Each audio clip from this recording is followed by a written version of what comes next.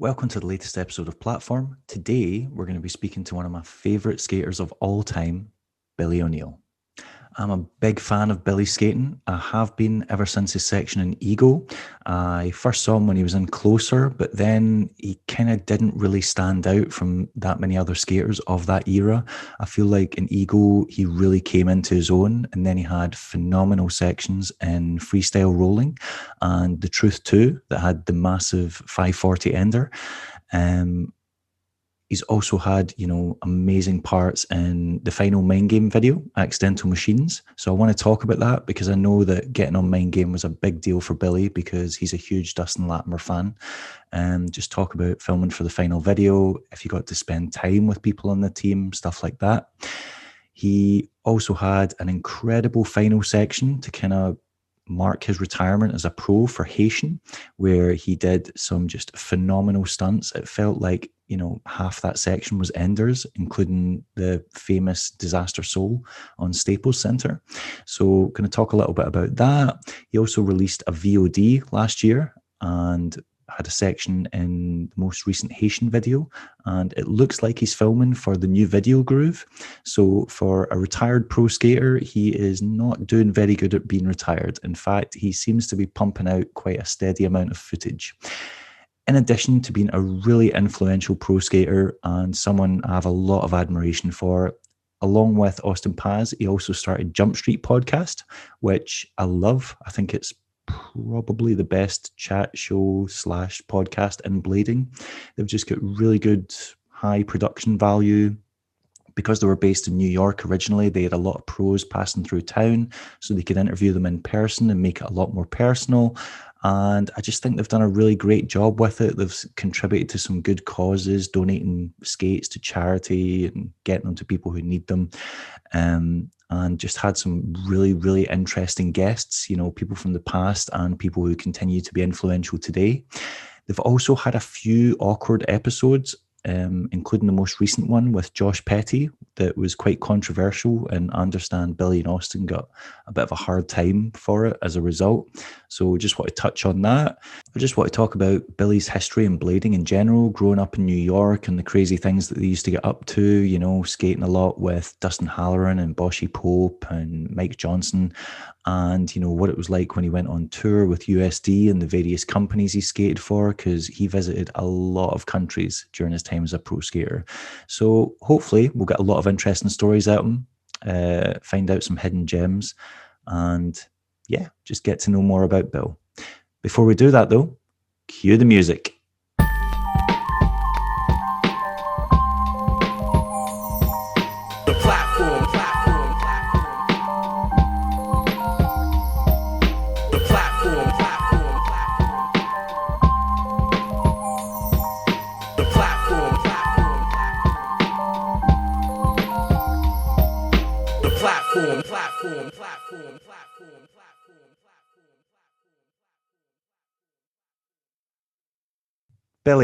Bill, William, how are we? What's going on? How you doing, Dave? I'm good. How you doing? I can't believe you got up this early to do this. I wake up at like 6 a.m. every day, 6:30. Why would you do that to yourself? It just started happening when I got to be 35. Right. Go to sleep early, wake up early. I don't know. I'm old. I mean, I do that, but that's only because I've got a child and I'm not brave enough to stay up past midnight in case she gets up at stupid o'clock. But you've got no reason. I don't know. I like getting up early. You wake up, you get a lot of stuff done. I normally work pretty early. I was working before, like starting at 7, and usually starting at like 7 or 8 at jobs. So just got used to it. And now if I try to stay up to 11, I'm just like completely tired. So it's just like part of being old now. I don't know. Yeah, catches up to you. I hear you. So how was Blade Havasu? When did you guys get back? Because I saw that was Austin in Long Beach with you for a few days. Yeah. Blade Havasu was good. We went on Friday morning and we came back Sunday morning. It's like 5 hours away from California, and ended up going because, well, one, Austin was going, and we thought it would be a good opportunity to do some live podcasts because, we prefer doing it live than the Zoom usually. Just it's you can see on when we do on the Zoom, I'm often cutting people off, or because it's hard to get the cues, but I think it's a bit easier for at least me when in person. Um, so I was like, yeah, I'll go do that. And we had a ton of friends from Staten Island, where I'm from, go there. My friend Derek, my buddy Zenny, my buddy Adam Caroselli, my old friend Narang, who's in the Air Force, who I haven't seen for a while. JP came out from Butter TV. So it was like a bit of a reunion as well. Right. So yeah, it was cool. We went out there, did that for a few days. And then we brought Austin. We thought Austin could come back because Kyle from Brain Dead. Not sure if you know Brain Dead, but they've been doing stuff with the fashion brand on Fairfax. Yep. So they've been doing stuff with Julio, and Kyle's been coming to Sunday brunch. So yeah, we've been he was just talking. He was like, yeah, I've been watching some of your podcasts. I was like, oh, cool. You watch. It's really cool. He was like, yeah, I saw the one with Edwards. I thought it was cool. He saw the one with Petty. He said he actually talked about that. And then he saw the one with Murdered Lady. And he was like, I really liked that one. And then he mentioned, he was like, hey, you know, I have a place on Fairfax, and it's an old movie theater from like 1943. And you could, you know, it's an old silent movie theater. You could come if you want and shoot a podcast there. So I said, oh, that's a really cool opportunity. Thank you. I'll try to find someone, or that'd be really cool. So we were trying to get Brian Bowen Smith on, and we were like, that would have been a good one. Yeah. Okay. We were in coordination for a bit, and you know, contacting a little bit, but it just ended up not working. So we ended up getting in touch with Schwab because Ben's band, drug dealer, they do things with Brain Dead, or they know each other. They work with like similar record companies, something like that. But I was like, oh, so we should do it with Ben. And then ended up talking to Ben. And then that's why Austin decided to come out to LA. And then when he was out in LA, I said, we should do some Patreon stuff here while you're here in Long Beach. And so we did some of that. It was fun. Yeah, and Austin rinsed an old school iconic rail from Standfast. I saw that. Yeah. The lowest handrail on planet Earth. It's like the best rail on the planet. That's ridiculous. Yeah, even seeing Austin and his little tiny legs standing next to it, it's even short on Austin. You know, if it's short on Austin, it's like a play rail. You know, it's funny that you mentioned the Standfest, because when Austin was here, we had like a day where it was raining, and we were just like kind of tired from skating. So we just stayed in a bit, and we watched some old school videos. We watched Smell the Glove.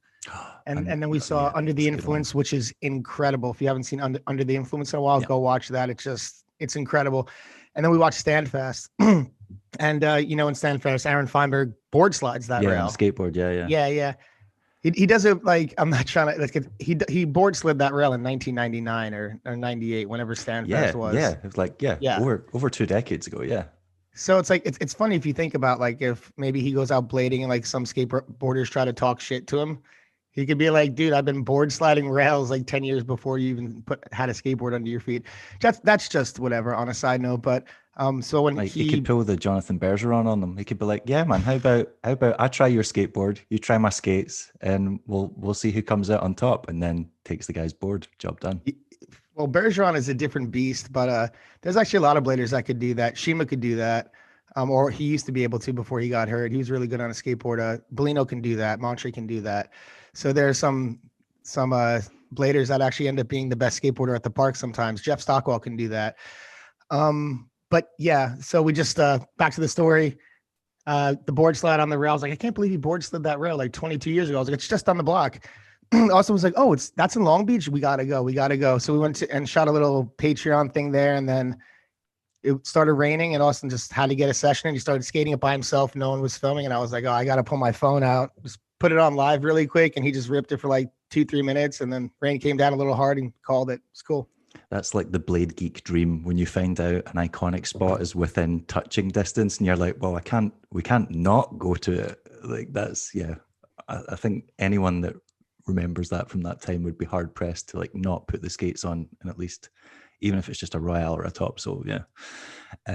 Austin's been stacking quite a lot of clips at Blade Havasu and, you know, on his travels, but Billy, you've been slacking. You don't have a single clip from Havasu. So yeah, I feel like Austin might be showing you up a little bit over the past week. Yeah. Just before Havasu, I skated with Dave Payne and Miguel on the Sunday prior to the trip.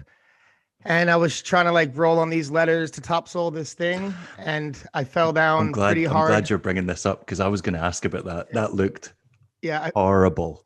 I fell down pretty hard on my wrist and my leg, and so my wrist is still pretty bad, but my right thigh, like I hit it really hard, and I was like not able to like bend or like go past a certain point.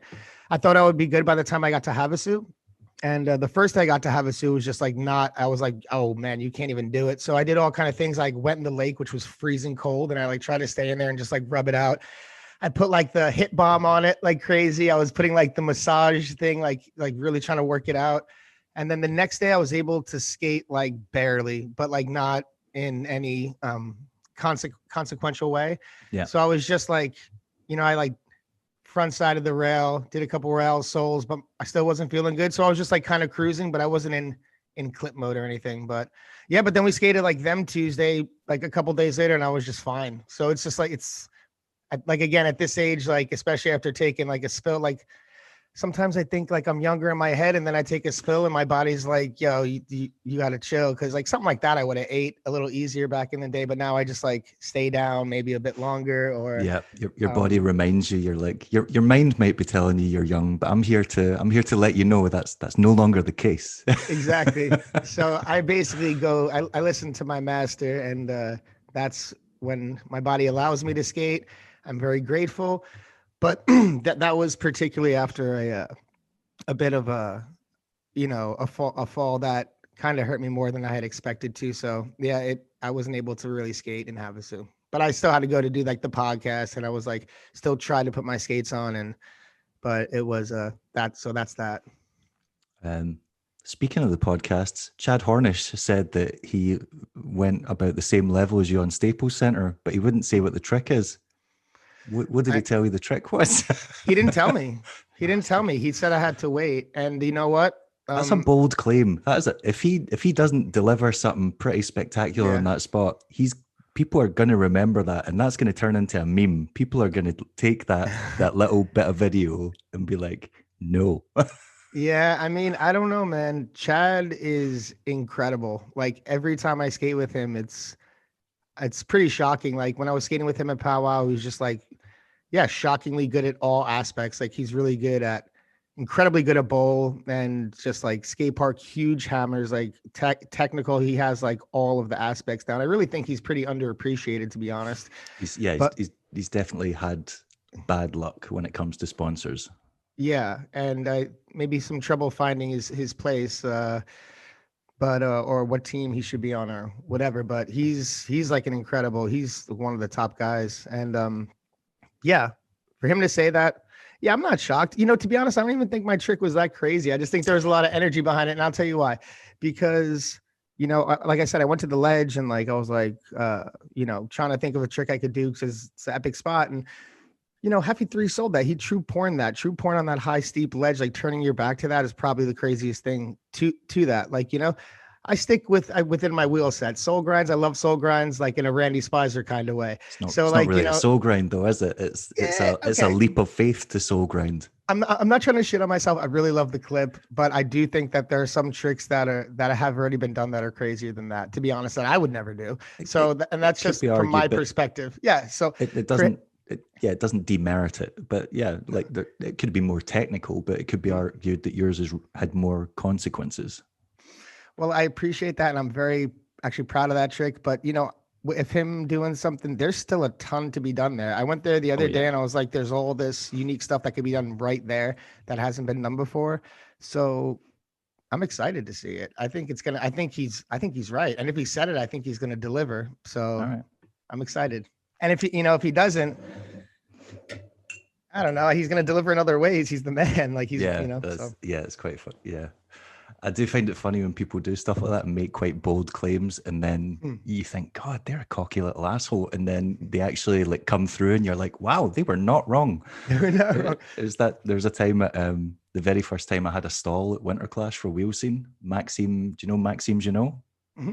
He's sponsored by Rollerblade. He was just amateur at the time for them, and he came up, and I'd just done an interview with him in the magazine, and I was like, hey man, how'd it go? And he'd just done his first run in the prelims of the AM competition. I was like, oh, how'd your run go? I heard your name get called. And he's like, yeah, man, I think I've got this. He's like, I think I'm going to win. And I was standing with a bunch of friends and they're like, that guy's an asshole. They're like, the guy thinks he's going to win against, there was like, 500 people competing or something like that.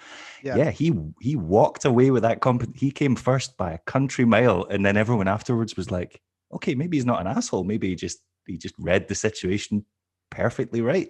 So No, yeah. I mean, in a competitive format, I think that could be a completely useful mentality. And if you think you're going to like beat some of those top guys because there's so many great skaters, then you should have that mentality when you're being competitive. See me, like with me, I've always been like a little, insecure, try to like sell down my skating. Like, yo, if it's like, hopefully it's okay. Like, oh, it's not that bad. Like, and because I'm actually scared of those critiques and things like that, like, being like, yo, it could be like, oh, he's a cocky asshole, whatever the case may be. But I like that, looking in on that, on other people, like when they believe in their own shit, they have the confidence and then they deliver. That's dope, man. Like, I'm scared of that's scary to do. Yeah, Like, there's like something you to be said, said about that. Yeah, like the Michael Jordan mentality. Like Jordan says, it's really easy to talk shit when you're on top, but when you're getting your ass kicked in a game and you're still talking shit, that's when you know that person's scary and someone to watch out for because they're not phased. And Jordan would do that during games. He's like, I'm coming back and you're gonna lose. And they're like, we're like 50 points ahead. You're not winning this game. And then he'd just destroy them. So yeah. I mean, a lot of in the world and in our game, a lot of the greats were like that, Shima, Haffey, Aragon, Montre. They were all like that. They were like, I'm going to go to that competition. I'm going to win. I'm winning this one. Let's go. Like, and so, and they brought it. And like when the other one won, they're like, I'm going to get you next time or something like that. It was just that, but it wasn't in this like super serious way. It's more like a playful camaraderie kind of way. Yeah. We've talked about other people way too much. We need to get back to you. So as a retired pro, you're the worst retired pro in living memory, because since retiring, you've had a heap of clips in the new Haitian video, which Echede. Echede. Dom told me how to pronounce that, and I still, Echede. I'm never going to get that right. And then you had a VOD out last year that had a stack of hammers in it that you don't consider hammers, but I would say disaster on a kink rail and doing the bottom part is a stunt, and so is Mackie on a rail and hopping over another rail to the next set. I agree, and the sav off like the roof height drop. There was like, that was not a tame section, even by your standards. It wasn't early 2000s Billy O'Neill, but it was still like holds its own against anything that's coming out at the moment. Thank you. And then you're throwing yourself off letters higher than your own head for Dave Payne. So you kind of suck at being a retired pro skater. Yeah. Well, I guess like for when I'm retired, which might have seemed like a narcissistic announcement or something like inconsequential or something maybe silly to do, because I remember when I did that, there was some people saying some things like, or maybe speculating as to the reasoning why. But at the time I went from like Razors to USD to SSM. And then when I was on SSM, like I was doing more than I was getting. We would never get paid. I was told I was going to get paid like $1,000 a month when I left USD. And then I didn't get paid for like, when I said they were going to pay me, it's like till 6 months after. And it was like $300 a month. And then like I was on tour and I was like going down to LA and filmed that whole Haitian section, shot like for the cover of the magazine and like was doing all this stuff. And then even that stopped showing up. So, because they were having problems, and nothing against Shima, ultimate respect. But I got to the point where I was like, I'm not going to like let somebody use my name for free, but I also don't want to shit on SSM or Brian or any of my teammates' ambitions by putting out like why I would be leaving SSM. And I don't see myself going to another company because I've already skated for USD and Razors, and I'm not going to I don't see anywhere else to go. And at the time I was 29 going on 30. And I was like, I'm not going to try to like go to a new company and do all this and just be that guy that skates for everyone. And I was like, so for me to make the decision to not allow SSM to use my name anymore without shitting on SSM and bringing them down or my teammates, I was just like, I'm going to retire. So that's kind of the decision that went behind that. It was never like, I'm not going to skate anymore or anything like that. It's just I just didn't see any other places for me to go as a pro. And I just didn't want SSM. Yeah, like love Brian, but at the time I was like, yeah, I'm not gonna let I'm busting my ass over here doing like, that SSM section, which I got beat up doing and all that stuff. The way I skate, I get beat up sometimes, like we all do. But so that was the type of skating you did lends itself to getting beat up more than most people. Like, sure, let's be honest. That's what I think a little bit too, but I didn't want to like kind of come out but yeah, so maybe not the smartest way to go about it for longevity, but but so that was the reasoning behind the retiring.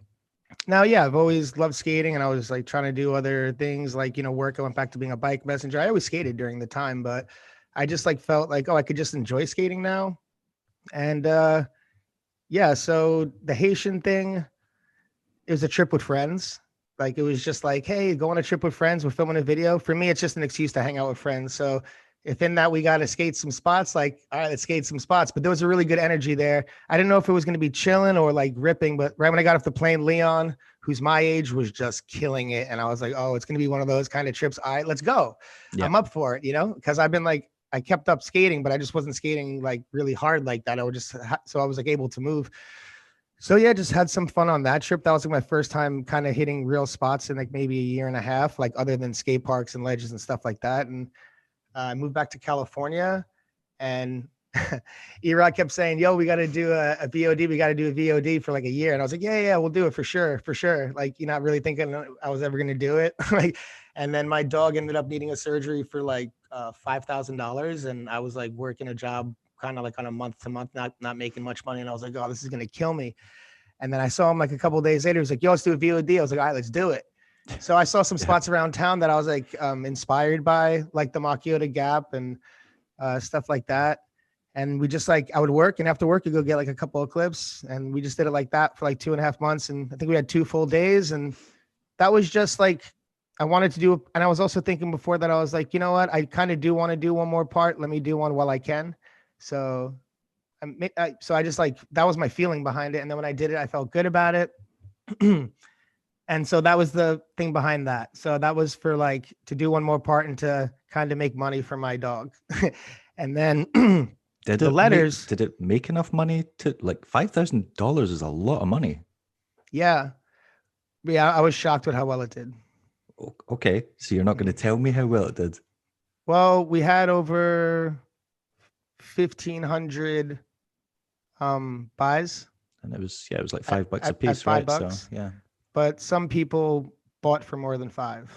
Okay. Yeah. Some people were. So I was hoping to make like 4K on it, so we can make like at least 2K toward the bill, something like that. Yeah. And then we did more, and I was like really shocked. I was like, whoa, like yeah. I was I was really shocked. And so was Erod. Erod said it was one of the best ones. Yeah, I think the best one he's done. Yeah. That is because I've spoken to a lot of people that have released VOD parts, and that number is up there with some of the best. Erod said it was that like the one of the highest one he's had, but I think it's not because of like the quality or anything behind that. It just like the last part I had put out before that was like 7.5 years prior. So I hadn't like put out a section since I was 29, and I shot this one at 36.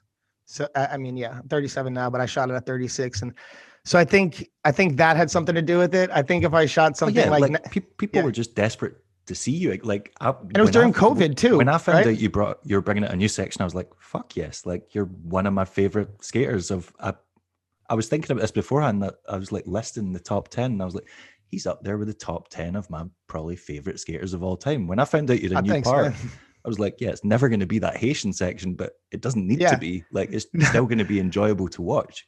I'll tell you something funny about that too. Yeah, I kind of lost my train of thought there. But the Haitian section, I'll just go on that. I got a message from, I got a lot of love for the section. People like, yo, great work and everything like that. And it really, really made me feel good. Brought me to actually tears a couple of times. I can come to tears when you get older. Sometimes you're like overwhelmed. And I was just like, oh man, like crazy. The response that I got on that. And so everyone's saying good thing. And then I got a message from, I don't want to, it's funny. Joe Zank sent me a message. He said, to what you just said, he was like, yeah, hey man, that part was pretty cool. It wasn't accidental machines, but it was good.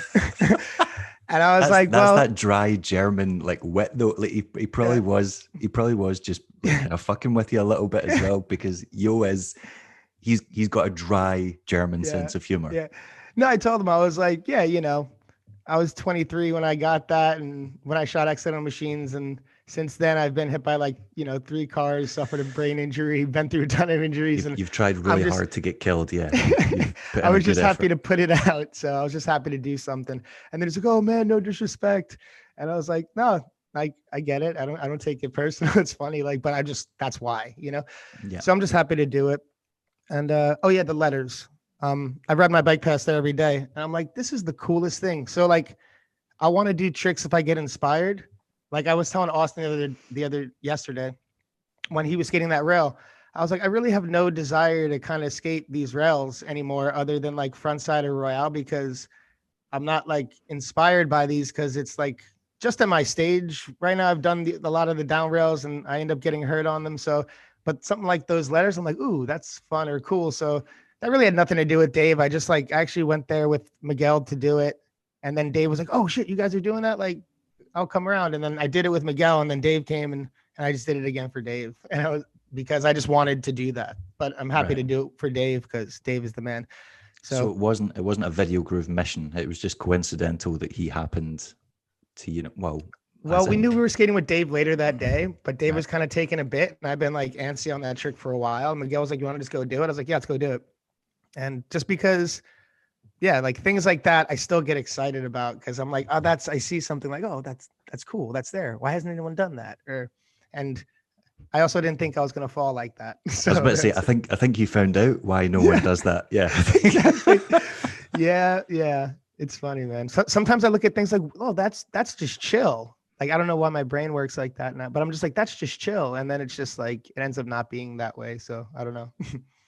So there's no actual plans for you to have any kind of involvement in new Video Groove, or did that get you and Dave talking, or Oh no, I because was I was filming with Dave for Videogroove before that, right. because Dave's my boy and I'm filming for Videogroove with him. Okay. Just I'm not filming a part.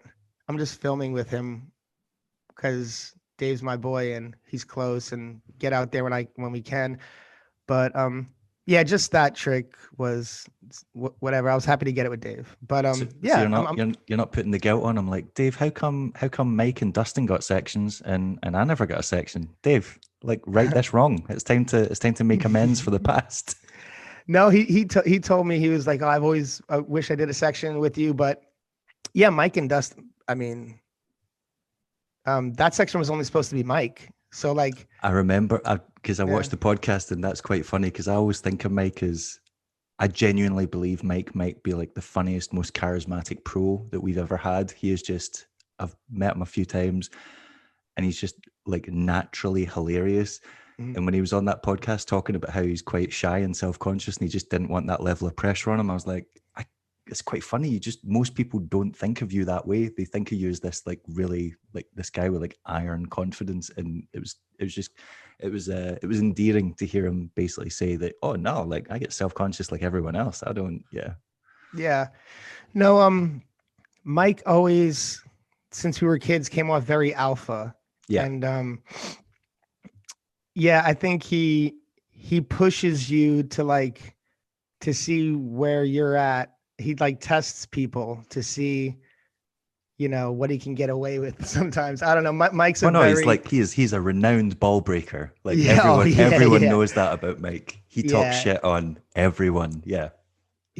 But basically, in growing up with him, um, and I don't. His wedding wasn't like official because it was like state by, but I was like pretty much the best man of his state wedding, and like we like hung out, and but basically growing up with him and knowing him for as long as I have and being like really good friends with him, he yeah, he tests to see what he can get away with. He pushes, and he's very he brings the best out of you when you're with him on every level, because he's staying very sharp at all times. So whether you're engaging in conversation, banter, back and forth, skating, he's going to bring the best out of you because he just pushes you in that way. So I've always loved that about him. Yeah, yeah. Mhm. Um, that actually brings me on to. I want to talk about Mike a little bit later, but that brings Mhm. me on to a point because I always think of you as like a new school skater, as in like when I think of old school people, I think of like Arlo or Chris Edwards, or like a little bit later, like Randy and Champion. And Yep. but I always think of you as like new school because the first section I ever saw of you was the split section you had with Dustin and Closer. Mhm. But that's not the case. You're not Mhm. really that, like, obviously you then rose to prominence after that with, Mhm. Ego and later joining Deshi and USD. But you'd been around, you must have been around for quite a while before that because your friends were Ryan Jaclone. And I remember a time you talking about an argument you had with Ryan where he was like, no, skateboarding's way cooler than rollerblading. Mhm. And you got all Mhm. pissed at him. And I was Mhm. like, It there's was no his way. brother. It was his brother Gianni that actually, and then Ryan kind of backed him up. But yeah. So, okay, I'm sorry. Go ahead. Right. And I was like, Mhm. well, they must go back because that's like, but you must have been a little kid back then when. So did you guys ever skate together or did you just connect later or what No, was. I didn't grow up skating with Ryan. We were the next generation after that in New York. Yeah. So my crew was like, Hollerin, Mike Johnson, Bashi Pope, Carly Sanchez, like the Freddies, Angel Bahana. So yeah, these were the guys that were like part Omar Morsi, uh, Damian Prashad. So yeah, Franco So Camayo, did you guys come up after like Gil Vasquez and all those guys had quit or. yeah, pretty much. That we'd still see some people around, like John Ortiz was Yeah. always present. Ray Mendez was always present. Joe was always present on a like you would go to Flushing and he would just be skating there by himself. Joe never quit. Joe DeDentro. So he was yeah, like there were people that never stopped, but there were some people that pretty blatantly and decisively stopped, Right. so that was Ryan was a part of that. And so there was a gap there, but I think somewhere along the IMYTAs is when I met that. No, that is when I met Ryan. And like John Julio, he was throwing like parties at the IMYTAs at a club called the Library, and I met him there, and he's like, "Yo, I heard you like the new New York guy. What's up, bro?" And like so we kind of got tight pretty quick. Like we got a similar like family background and stuff like that. So I was about to say you two have got a very similar. I don't know how to word this, but you've got a very similar vibe. Like in terms of skating, in terms of the way you're kind of like portrayed in videos and stuff like that. I would yeah. say people have a very similar impression of you that they have of Ryan. Yeah, well, like both Ryan and I grew up in like Irish and Italian American homes, and there's like a little bit of a maybe like loud culture behind that, and like argumentative, and like maybe like bit of a fighting culture behind that, and so he comes off that way. I like I've always kind of been that way from my home and neighborhood and stuff like that. So yeah, like I think we like indirectly ended up being um kind of similar as people. So we kind of hit it off pretty fast. But I'll be honest, when I grew up skating, he wasn't like a person I was particularly inspired by in the beginning until later. I was more, I was huge on like Brian Bell and like those kind of guys. And I love like, D Clan, like John Ortiz. I love like that. But I think it's weird because like Jack alone was like he quit like just before almost. He was like almost too early for me for Yeah. me to really understand or appreciate until later. But then like yeah, he wasn't like an early inspiration. No disrespect, Ryan, but yeah. I kind of wonder that because later, well, we'll talk about this in a little bit, but you obviously the way your style developed as you got further into skating and then you started incorporating the kind of, I don't know whether you call them misty flips or bios, but like the rocket, I would call it a rocket bio. I don't know if you would Mhm. call, what would you call Yeah. it? Or a misty? Like yeah, like a Rocket Bio 5, something like Yeah. that. I Mhm. always thought that might have been influenced by Ryan Jaclone because that was his like trademark trick in the 90s. And then he's a New York guy, you're a New York guy. So I just thought maybe there was a connection there or you looking back in history. But I just thought it was really coincidental that you're both these kind of similar attributes, similar skating styles, and then you ended up doing similar tricks as well. Yeah, see, see, maybe subconsciously, and I don't want to. I think maybe, but like we also, and I don't want to take anything from him. So yeah, like, I'll just go ahead and say yeah, he did. We'll just But but agree, just to be but agreeable. That's that. no, but also we also did this. We used to skate at Riverside Skate Park back in the day when it only had every Wednesday after school, before people had cell phones, and before people had like pagers. It was just, hey, after school, go to Riverside Skate Park. Everyone from the 5 boroughs would be there, and it was a mini ramp, and there was a I've launch. skated there. It used to have the really fat rail that was really high and you could jump onto the picnic bench and then grind it. I split that rail when I was like You skated that? 15, That 16. was back in the day too, because that was the first version of it. That was Yeah. before I think they might have even had the mini ramp. Because was it before they had the mini ramp? Uh, That might have there was been. a vert. I think there was There a was a vert vert. ramp, but it was Yeah, closed. But I went. My dad took me down, and my dad wasn't really a fan of me skating. And I'd been right. skating for like a few years by then, doing handrails. And he just left me to it and sat on the bench outside. And the very first thing I went for was the rail on top of the picnic bench, Yep. and split it at the top and just Oh dropped no. to the ground and like scorpioned it. And my dad was like, "What the fuck are you doing?" Like, like This must have been 98, like it 99. was it was in the 90s, yeah, because that Yeah. the big skate shop was still open, Mhm. that had all the graffiti on the walls, and I Blades. remember I think it was Blades, and all Mhm. the local skaters had wrote mentions on it, and they'd wrote like, say like John Ortiz had wrote like Calvin Sales sucks and like stuff like that, and like they basically just like, Oh, maybe City Skate. Maybe that was City Skate. I think it was maybe in a, I went to two. One was in a basement, and one was quite a big shop, and they had all the wheels just individually on the walls, like bolted in. I can't remember, but The yeah, one in there the was basement was Blades, and that was on right. 86th Street. I think go Yeah, down the stairs.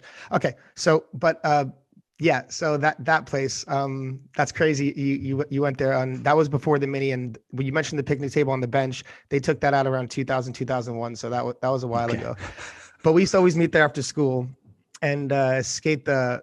We'd skate the mini all day, and then we'd just skate the launch box after, because it had the mini, the launch box, and the vert. So with the launch box all day, we'd all we could do is 180s and 540s and 360s. Some would do a Misty and some would do a 720. Some would do a 900. I didn't do that, but we would just test all different kind of grabs, Liu Kangs, rockets. And for me, like I couldn't do the Louis right because I Louis like with my left foot, but spun to the left. And I feel like it's better if you Louis with your right foot and then you spin to the left. And so my Louis always looked weird. And I would just do a bunch of mute 180s, but then I was like, oh, rockets really work for me. Like I don't know. So that's kind of it. Just I ended up just experimenting, and rockets ended up being like, oh, my Louis suck. My stales aren't that good either. And now I'm gonna just do yeah. So that's how that ended up working out. Plus, that would have been that year where Josh Petty was doing the like perfectly horizontal Liu Kang, like 360s and 540s. And if you weren't doing them that way, you would just get roasted a little bit by your friends. And they're like, oh, you just kicked out. Oh, that sucks. Like you need to have it extended the whole time. And you're like, oh, guess I'm not doing those anymore. I'm just going to get abuse every time I try it. No. Yeah, I can get that. There was quite a standard back in the day for style, because there wasn't such a plethora of options of where you could go with skating. So within the little things that you had, those little things mattered a lot. That's what I was going to ask, because obviously it's been touched on a few times in Jumpstreet, and I was very well aware of it because of the whole like Daily Bread would document it and stuff like that. But the Philly standard, where you would get shit for doing certain tricks or for landing tricks in a certain way or for not coming out fakey or not doing such and such. You obviously went to Philadelphia a lot during that time, and you hung about with people like the Kelsos and Fredericks and Shuda. What were some of the Philly standards that you remember that people would get a really hard Oh, time for? oh, this is easy. Well, first of all, Jimmy's not like that anymore, nor is Jeff. But Jimmy and Jeff were pretty I don't know tough. if I believe that for a second, because I heard the Jeff one, and Jeff still sounds like a loudmouth with a big opinion. Yeah, that's then you know what? I don't know. I'll leave that to. But they are very nice guys, and I love them both. But they do have certain opinions and standards. I do think Jimmy's gotten a little looser over time, but um, you had to skate flat. Okay. When you come off tricks fakey, you have to stay fakey. Show control. Grab everything. Spins and grinds. If you don't grab it, doesn't count. Right. Um, and I remember this is a particular one I was skating with, And it's funny because they used to skate flat, but they skate like 52 flat and then talk shit. That's So what I mean. It's basically anti. Like, I do know. you remember how small flat wheels were? Like, see if you're riding a 54 or a Yeah. 52 millimeter, you're not riding flat. The Yeah. Kelsos still do that. Like, see when Yeah. you see Sean Kelso's them skates, he's got the 58 millimeter them, but they're wore down to like nubs. He's riding on nubs. That's not flat. I'm not going to say anything about that, but I know that these guys back were doing the 52 flat, and then talking shit, which was pretty funny.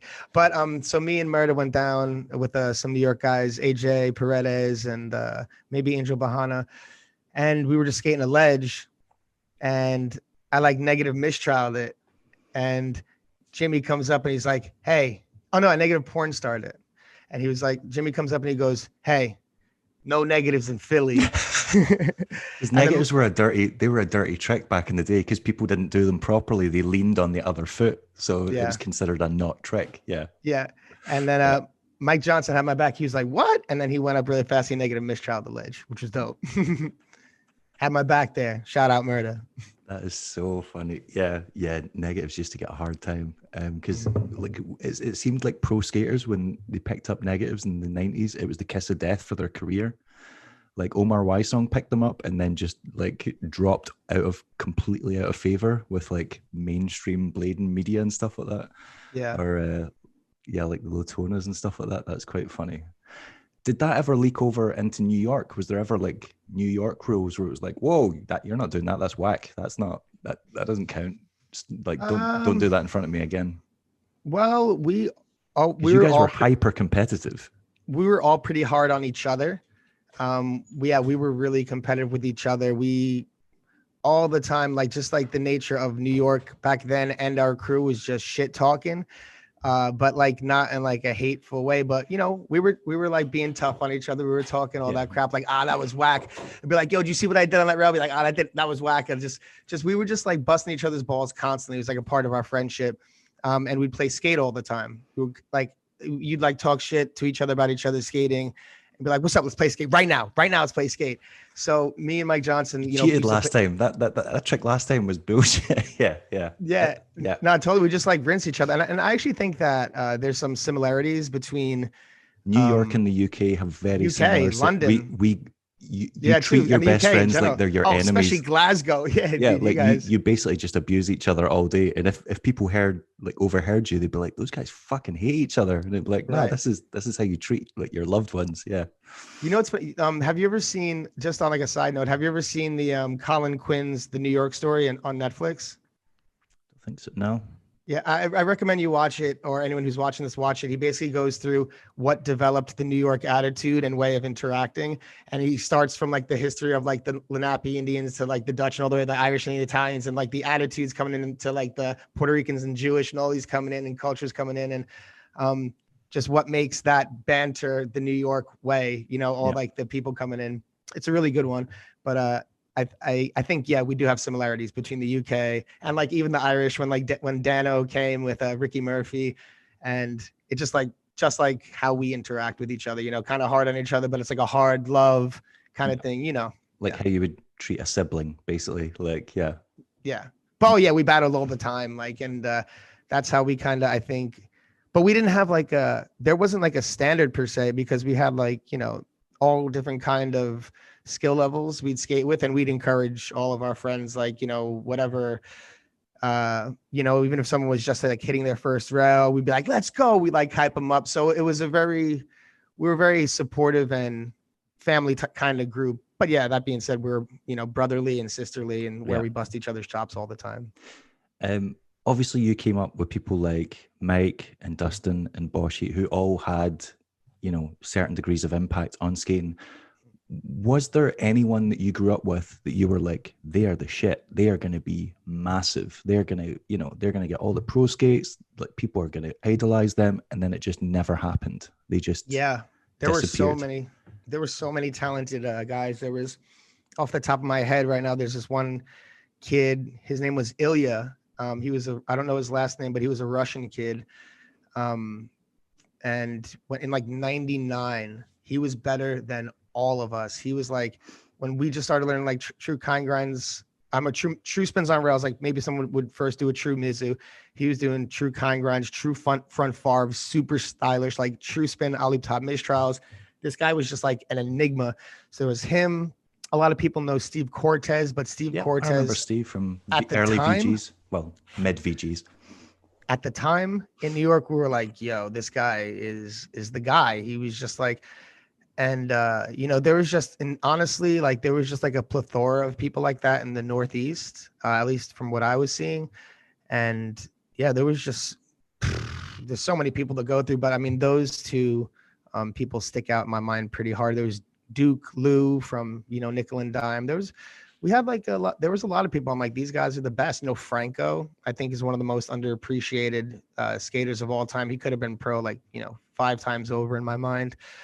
And yeah, I mean, there was just a super high level back then. So I see those guys as being people that were like, you know, I was always like, oh, these guys are, you know, I just kept at it. Like I always felt like they were better and more naturally talented than me, but they just came in, killed it for a while, skated better than everyone. And they're like, okay, I got to go like back to work and life. And I was just like, fuck, I just kept at it. That was the only thing. If they would have kept at it, they'd be, you know, huge, I think. But yeah. I always felt that way about Gil Vasquez. I remember just seeing, you'd only ever see like a few clips of him ever in a video, but his style just looked so much better than everyone else's. And I was like, he can literally do a Royale and it's more impressive than anyone doing any other technical thing. And then when he disappeared, I was like, well, that sucks. And it was kind of an indicator of where skating was going, because there was just all these people that I was getting really into and enjoying watching. And then you would just never hear from them again. And that very much showed the way the culture was going at that time. So yeah, no, you know, that's a thing that I think has been one of the things that have been one of the biggest banes on the growth of skating, or like one of the biggest, I can't even think of the damn word right now. What time is it? 8:30. Okay. But one of the biggest detriments in the of skating is there's not, at least then there wasn't, you know, not only was there not much incentive to, you know, stick around and continue to identify as a blader. And, you know, as it got to be later on, sometimes it would be maybe hurt you, like your association with skating in other aspects of life, because you get these judgments or, you know, or so, yeah, like skateboarding doesn't have that, like in their culture, like, you know, if you identify as that, it's almost a benefit in any other subculture. Be like, oh, okay. Like this, that. So, yeah, that's been one of the things that I think has been really hard for blading, just like the fading of those people, like, you know, and but I also get it, because it's a tough thing. And, you know, skateboarding has like a generation above us. So like a full generation at least. And multiple generations before. Yeah. But like, I don't know, it's like 20 years or 30 years of generation. I don't know, maybe I'm wrong, but like, they got like a whole, so like those guys all dealt with it, but it's, I don't know. It's tough to say. I'm kind of losing my train here, but I like where blading's coming now. Yeah. It's definitely in a more positive direction at the moment. Totally got sidetracked. So obviously the first time I saw you was in Closer. And then, to be honest, I was like, oh yeah, he's all right. Like he's not. I hate that section worse than any section I've ever put out. I kind of felt like there was nothing wrong with the skating, but there was nothing to differentiate it from nothing there. Anything else that was going on at the time. It was like, oh, you can do good tricks on handrails. Well, lots of skaters can. Yeah, my style was whack, and I get it. Yeah, it wasn't whack. It was just, it kind of reminds me of nothing special. Remember when Stockwell used to wear like baggy clothes and like he just looked like every other skater, and then he defined this new style for himself and started doing more expressive, creative tricks, and it was like he's arrived. He's this. He's his own. He's got a thing now. Then Ego came out. And I was like, holy shit, this guy's trying really hard to die. Like, it seemed like everything you went for, at least 50% of the video, came with insane amount of risk. Like the disaster true top porn in Atlanta, the disaster topsoil, and I think it was Kansas City, like all the big gaps and stuff like that. And then things just seemed to fall apart with razors. Now, I've heard a rumor that Andy basically told you would never go pro for them, and that was why you left. And it kind of seems like over the years, Andy's broke that news to a lot of people, which seems like a really weird thing to do if you run a company. because we've had multiple people on platform that have said the same thing. And I'm like, why would you sponsor someone if you think they're going nowhere? Mhm. And is that what happened? Okay. Well, I can tell you my end. Okay. So my end of that is, Because it wasn't just before, like, it wasn't like you weren't the hot shit. It wasn't like you weren't holding your own or making a name for yourself. Like that video came out and it wasn't, everyone had a heavy hitting section. Julian, Mike, yep. Aragon, and you were up there with them. It wasn't Yeah. like they were making you look bad. Well, it was, I think it was multiple things. First of all, their team was stacked with all-stars, so like there's only so much room and so many people you can take care of. And Andy really liked his pro team at the time. And there was also Julian trying to go pro. He was with me. And so basically a lot of the guys on the pro team were pushing for me to go pro. And then they were like, yo, you're going pro. And then Andy was like, yo, okay, you're going to go pro next year. And this was like in October. And he did the pro thing if he made someone pro, it was like in January. If he didn't make you pro in January, you had to, wait till next January, according to him. Maybe he just said, you'll never go pro, but I didn't hear it. But then he said, when January came, he was like, oh, I'm sorry, can't turn you pro this year, maybe next year, some shit like that. And I was just like, oh, bummer. Okay. So then I was just skating about doing my thing. And then in March, I got a call from Matthias, and he asked me to skate for Deshi or pro.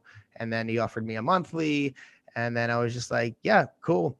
But as far as to my understanding, he didn't say you'll never go pro. Maybe he did. But the guys on the team, like Mike, of course, good friend of mine, was pushing. Dre was pushing for me. Aragon was pushing for me. And then ended up not working out. Funny thing, fast forward to like a year ago, Andy said this to me several times. He's texted it to me. I have it on text. He said, one of my biggest regrets is not turning you pro. He said that to me several times. So I was like, that's cool to hear. I mean, it's easy to say that in hindsight after you became an iconic figure in the sport and released all these sections, but still nice. True. But yeah. So if you guys didn't leave on bad terms, how come multiple times when Andy's name's been mentioned, have you basically not had nice things to say about him? Because even on Jumpstreet, you've said, I don't like Andy and I don't like the way Razors have treated skaters. Oh, have I said I don't like Andy? I'm pretty sure you did. Yeah. Well, it's nothing personal.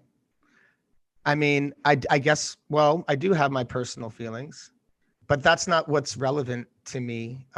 What's relevant to me is what you're doing for this culture that I commit my life to. And that is my life's work. And that is many people's life's work. And when you have a means to do something and you are not, I think, doing anything consequential when you have the opportunity to, then I think that's wasteful. And I don't want, and I'm hesitant to talk poorly on them because I think Jeff is great. I love their team.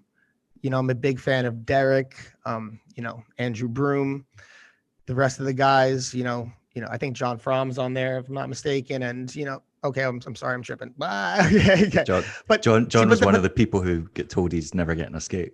Okay. So there you go. So, okay. So he's on. And I'm not trying to be this, that, or the other thing. You see what John Julio is doing with community, right? Yeah. Okay.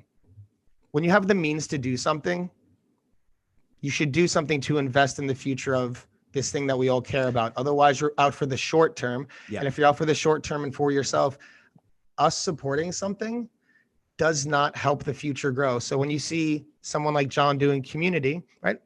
We did a donate and skate at Jumpstreet. We're a freaking podcast. We don't we don't sell a product. We have some Patreon support and some YouTube super chat support that we give half to our guests.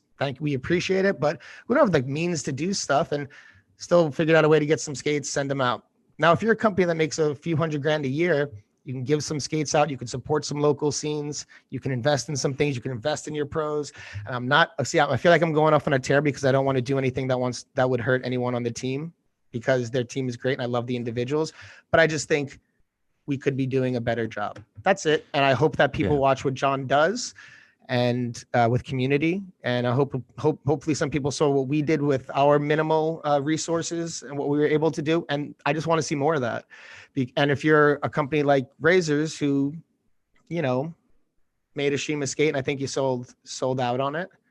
And, you know, what's taking a few bits of skates, shipping them over somewhere? How is that going to hurt you? Like, you probably write that off. You know what I mean? So I just want to see more of that. And that's my only critique. That's one of my critiques. Yeah. With the John thing, you're right. Yeah. With them, it feels like their success is benefiting skating as a whole, because it seems like they're now taking in a ton of money. And as a result, you know, Black Lives Matter got $5,000, community, so it's like, you're seeing how the company benefits is benefiting us as a culture. And I praise Jumpstreet in the intro to this when I was talking about you saying, you know, not been going that long, they're already donating to, you know, causes like getting skates to people, disadvantaged people who can't afford it. That's a great thing. It's a positive. It's using your platform for good, which absolutely is what we want everyone to do. After Razors, it kind of felt like you were lost at sea for a little bit. Now, I know you were on USD for years, but then when I actually think back on it, you had a lot of skate sponsors. You had Razors, Deshi, USD, SSM, and then at the very end, you had the weird deal with Seba where they paid for you to go to the summer class. And then I was like, wait a minute, Billy's just had a lot of sponsors in general. Because I was like, he was on Eulogy, then Mindgame, then Street Artist, then Fester. Like you had a lot of sponsors. So when you talk about Chad Hornish, like just not finding a home, it kind of felt like you struggled to find a home as well. Yeah. No, yeah. I think so. Well, with Razors, so you know what happened there, and then Matthias offered me to skate for Deshi. Oh, I couldn't. We know everyone knows you hated the skates. Yeah, could not skate the skates, and then so Matthias hooked me up with some because I'm just not a soft boot kind of guy. I think just the way I skate, you know, I'm not like some people who are more precise can do that, but I was just more of a, you know, maybe oafish in a way with my skating at times, or caveman-ish. So it didn't work. So I needed a harder boot. USD ended up working for me. SSM, you know, I retired from that. We touched on it. And then the Saba deal was funny. I hadn't been pro for like 2 or 3 years. And then I just heard everyone was going to Summer Clash and then Roskilde. And I was like, damn, I would love to go to that shit so bad. But like, I don't got the money and all this shit. And I was like, I hit up Saba. I was like, yo, Saba, let me rip your skates at Summer Clash, not Roskilde. I'll get some clips. I'll do some stuff and split my ticket with me to go over there. And they were like, all right, cool. Ticket was like $1,400. They threw in 700. And I was like, no way, that worked. I mean, that's such a great way of using your clout to benefit you in later life. It's like, I'm no longer pro, but I'm going to use my name to get me something. Like that's why not? I kind of did it. I kind of did because I was like, I just, you know, like when you go from like that pro life traveling and all that stuff, seeing all your friends at all these events, and then you just like, you know, I think at the time I was a cook, and I was still skating all the time, but I was just a cook and then maybe a bike messenger. You know, you look on your phone on Instagram, you get what they call FOMO. You know, you fear missing out on all this stuff. Yeah, because you were traveling all over the world and then it just ground to a halt, and you're like, well, wait a minute, I still want to do that. So yeah, exactly. And then and I was also making like a wage where I couldn't like just like go ahead and buy $1,400 ticket. And so I just heard Dafik and Mark Moreno was going, and like a lot of like some friends from the States. And I was like, man, I want to. So I was just racking my brain on how to do it. I just fired a shot at Saba and they were like, yeah, cool. And I was like, let's go. And I love the skates, great skates. And it's funny because this is what happened. I'll tell you like a little, I don't know. This is maybe a bit dramatic, but so did the Summer Clash. We skated. I went to Roskilde, and that was like a heavy, you know how Roskilde is. It's like a heavy drinking. It's a lot of partying. Yeah. It's a lot. And then when I was done with that, because I had FOMO for a while, and then when I did that, at the end of that, I think probably because of Roskilde, I was like, okay, I'm done. Like with these tours, I don't want it anymore. Like, you know, like I missed it. I'm back here. It's too much for me now, and I'm cool. So I just like The Sabres that I skated with the whole tour, just gave him some kid, flew back home. That was it. So it was like a little representative, like, leave the skates. All right, go back home. I don't know if that's a bit dramatic or if I don't think it is. I think it's very kind of telling of just going into a different stage in your life, because at that point you'd settled down in New York, you're with your partner, you were used to your home comforts and, just, having your place and having your quiet life with your girl. And then you get thrust back into the kind of pro skater lifestyle for like just to dip your toe back in. You're like, oh, wait a minute. I missed the idea of it. I missed the memories of doing this. The reality is no longer right for where I am in my life. I think that's perfectly normal thinking to have. It's not as sexy waking up on the floor drunk in your 30s as it is when you're like 22. Yeah. Yeah. So, I would say that's fair enough. So yeah, we kind of touched on you having a bunch of sponsors throughout your time, but USD was kind of the mainstay. That was who you were with the longest.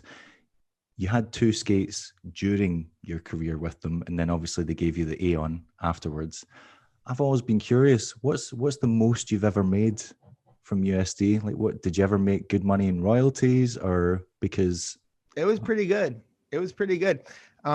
So like they first asked me 800 a month, and then we got up to a point where it was like $1,000, and then Demetrius came on. And he was like, I don't know what it is about Demetrius. He is like he has the gift of gab, like anything. He could just extract things from people. And he was, I don't know what it is about him, but he was just, he was like, okay, Billy, so this is what I'm going to do. I'm pushing for the pro team, me, you, the Kelsos and Dominic, and just us. And I'm going to make sure we get a good payment, but we got to work hard. And, we're going to travel a bunch and skate. I was like, let's go. Let's do it. I'm doing that anyway. Yeah. Just give me the money. He basically got all of us $1,800 a month. And then he got himself, because he was team manager, another $5. So he's like getting 23. Ooh, good for him, huh? Yeah, so why not? Why not? He got it for us. If he has to deal with all your shit. Yeah. Like, yeah. I mean, he really, I get, yeah. And okay. So we were getting 18, but at the time I was also getting a few hundred from Create as like owner and rider.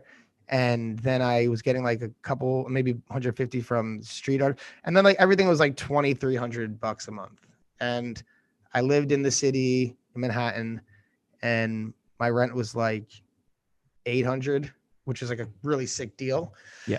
And with the bills, everything was like 9, and then so like it was enough to scrape. I would like do side work, like construction when I could, some picked up, or go help my friend with his moving company for extra bucks if I was going on tour, go like work for a week and stuff. But yeah, it was, I could pay the rent, and I could, get enough food to get through. That was the highlight. Yeah. Until you started getting hit by cars in Barcelona and having to take a year off. Yeah. That was something too. That is such a traumatic thing to catch on video. Mm-hmm. And I know, thankfully, you don't see it. You see enough to know what happens, but that's up there. Vinny originally put out, the first thing he put out was like, you just see me get hit, and then it fades to black, and then he's going to the street. It's like, oh my God. And it's blinking like in and out of from like a black screen to like what's happening. And then he cuts it off. And then that was the first thing he posted. And everyone was like, right. And like, fuck you, Vinny. Like, what the hell happened? How dare you? This isn't a joke. Like, tell us what happened. And the video was like, oh shit. Like, you had to like take it down and clear it up. And I think that was probably like maybe because Vinny's such a lovable and like the best guy ever. I think that was maybe one of the only times Vinny ever got any shit from anything, but it cleared up pretty fast. But yeah. Wow. Okay. Yeah, that must have been quite intense. Like being on all these teams. You're in Williamsburg at the time. Is that right? When was it a broken ankle you had when you get hit by the car? Or when I got hit by the car, I was in Bay Ridge, Brooklyn, right. And so in Spain, right? When I got hit that injury. Yeah, no, it wasn't a broken ankle. I had like ligament damage on both ankles, and one of them I needed a surgery because there's a thing called a sheath, which covers the ball of your ankle, and above that the ligaments are like pulleys.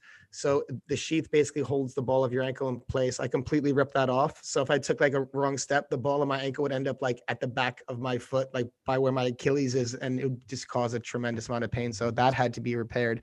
So it was a longer process of recovery than a break, which would have been like easier. This was like months of not walking, followed by a surgery, followed by like months of not walking, not sure if I would ever skate again. And then like barely able to skate, and it, not sure if I could do it again. And it was weird. That's what I was going to ask, because that must have been quite a lot on your kind of mental health, being stuck in this flat that's obviously incredibly expensive to pay rent for, having all these sponsors being like, am I going to lose all my sponsors? Because that wasn't a time where it was like, create content, like, have the ed, because that was when roller news and all that was in full flow. And it was like, it was changing from full length videos to online edits. And it was like, and a lot of pros at the time were having a hard time coming to terms with that. I remember the Kelsos being really against online edits, and Adam Johnson as well being like, fuck this, it's all about full length videos.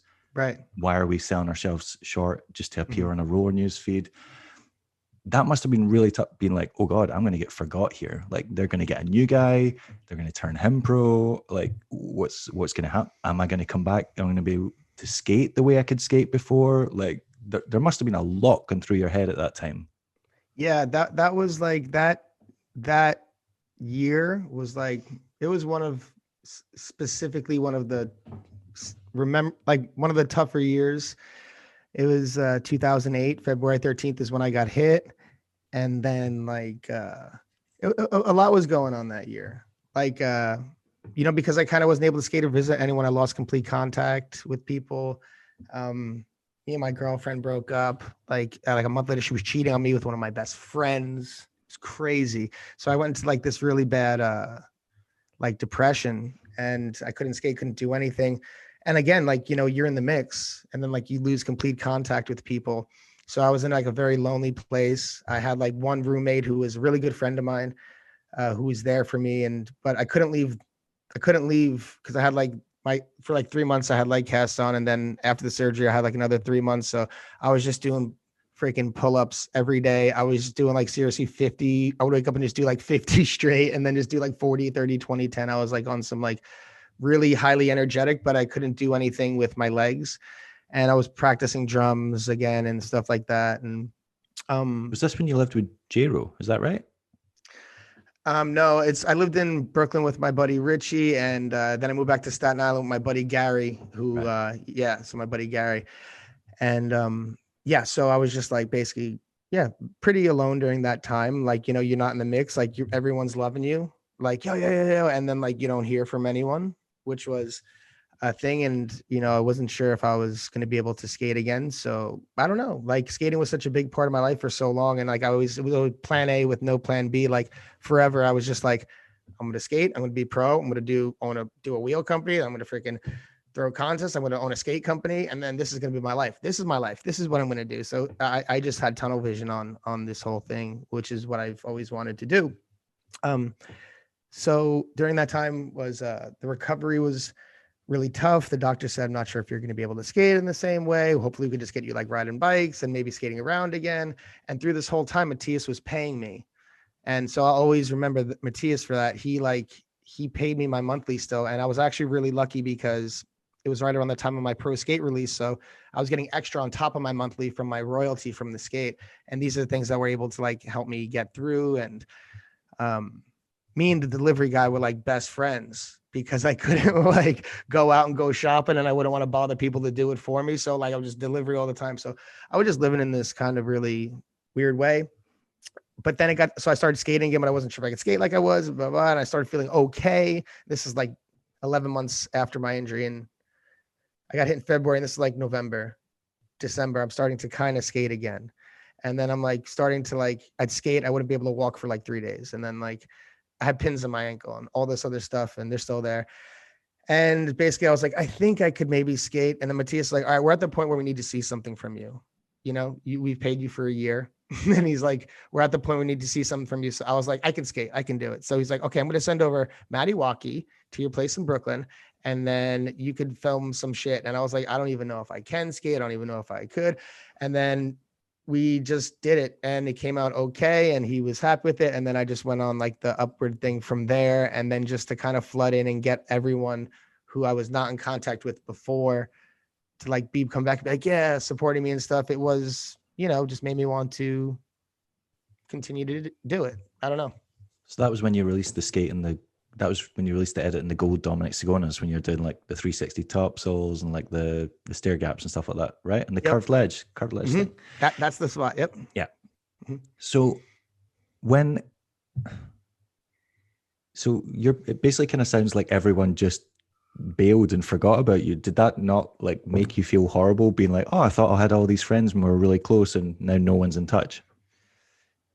Yeah, I went through some things like that, but like that's what I'm saying. Like that's why that year, some of the, as you know, and as everyone who has lived knows that like some of those things that you go through that are hard end up being the best things for you, for like in terms of perspective. So like I did like Franco lived like 3 blocks from me. He would visit every now and then and check in on me. The people who did check in on me, I remember, and I also understood why everyone else because I was that too. I am. Yeah, because it's not, you don't mean to, you're just busy, or you're chasing your dream, and so you don't have time to. Yeah, there's no resentment. It was either you're there or you're not, and I just wanted to be there again, and I didn't judge anyone. I got it. I was totally like, in not the best place, but like I was like, it made me focus on wanting to be the best me I could in that way again. So I was just like, again, doing pull-ups. Like I was drumming. I was getting stoked to get back into music. I'm going to become a beast. I'm going to come back. I'm going to have a 6-pack. These guys are going to be jealous. Yeah. No, I had a lot of motivation, and I wanted to get back into, before skating, I used to be a drummer. And when I discovered I discovered girls, skating, and marijuana right around the same time. And that's a lethal combination. Yeah. And in that time I left everything behind. I used to play baseball at school. I used to play in band at school. I used to play in a band, and I was just like, this is everything now. So the injury brought me back to playing music again, because I couldn't do anything with my legs. So I was like, oh, let me mess around my hands again and play stuff. And I was able to understand reading sheet music and stuff like that. And I was like, why didn't I neglect this? So it brought me back into music, which was cool, and other things. And it made me also realize not to put everything on skating. It was good. I think I wouldn't take it back. It was a really good learning experience for me, and it was perfect. And I was really motivated to come back after that. And it was good. I mean, it sucked at the time, but the best that you don't go through that stuff, you're just naive. So you got to go through those things. It's kind of like the coronavirus effect. It just made everyone stop and take a look around and reevaluate their lives, because it's like, oh, well, you can't do anything and go anywhere anymore. So now you just have to kind of be alone with your thoughts and, decide what's important for you. Because most people, waste their lives going to, bars or, shopping malls or doing whatever stuff people do. And then when that's no longer an option, you kind of start thinking about what's important or what means something to you. So it sounds like that was kind of, you had a not self-imposed, injury imposed exile from what you wanted to do for a while. Yeah, and exactly what you're saying with the coronavirus effect. I think we're often on all of us, just by way of society and how it is, we're often on, or just maybe human nature, we're just often on autopilot. It's just, wake up, do what you got to do. It's a routine, and there are not many reflective moments, because life doesn't really afford those opportunities all the time, or you just don't have the awareness to do that. I think the coronavirus was a collective reflective moment where we all had our own ways how to reflect on everything. But my injury was a personal reflective moment, like we all have and stuff like that. So it wasn't unique at all. But yeah, those moments where you sit back and, because you're moving so fast all the time, especially as a New Yorker, where you're just oh, I gotta do this, you gotta do that. It's always about what you gotta do. And it's not about thinking about what you're doing half the time. And then that, I think those things are important. Some people find it through psychedelic use. Some people find it through traumatic life experience. Some people find it through, them just your whole everyday function and routine just being brought to a halt. And then just having to be like, well, what now? So yeah, it's important. And is it the start? I can't remember what section it is. Is it in the Truth too, where you've got the clips at the start, like being at home with the ankle brace on? That was 100% faked, wasn't it? That was Oh, for sure. that was way after you'd started skating sure. again, and they just did that for dramatic effect because the No. Kelsos are a thing for being dramatic. No, that was my stupid, perhaps narcissistic concept. Right. Okay. Because and they kind of went along with it, which I'm sure they look back on and be like, stupid ass fish. Why did we do that? But I think the reason why is because the reason why I wanted to do that was kind of explained because the Truth video came out and Truth 1 came out after 1 year. We're like, we're doing the Truth 2 next year. So during that year I was injured and they said they pushed it back for multiple reasons, but one of the reasons was they wanted me to have a part in it. So that one came out and they had like a ton of footage already, which is why Colin had like so many parts. Like he had double section, yeah. He had a double section in that, and a lot of people had a lot of tricks because like I came in filming for that late, and so toward the end, like it was trying to focus on me getting it done. So that kind of concept was my way of like explaining with the month to month why we delayed the video.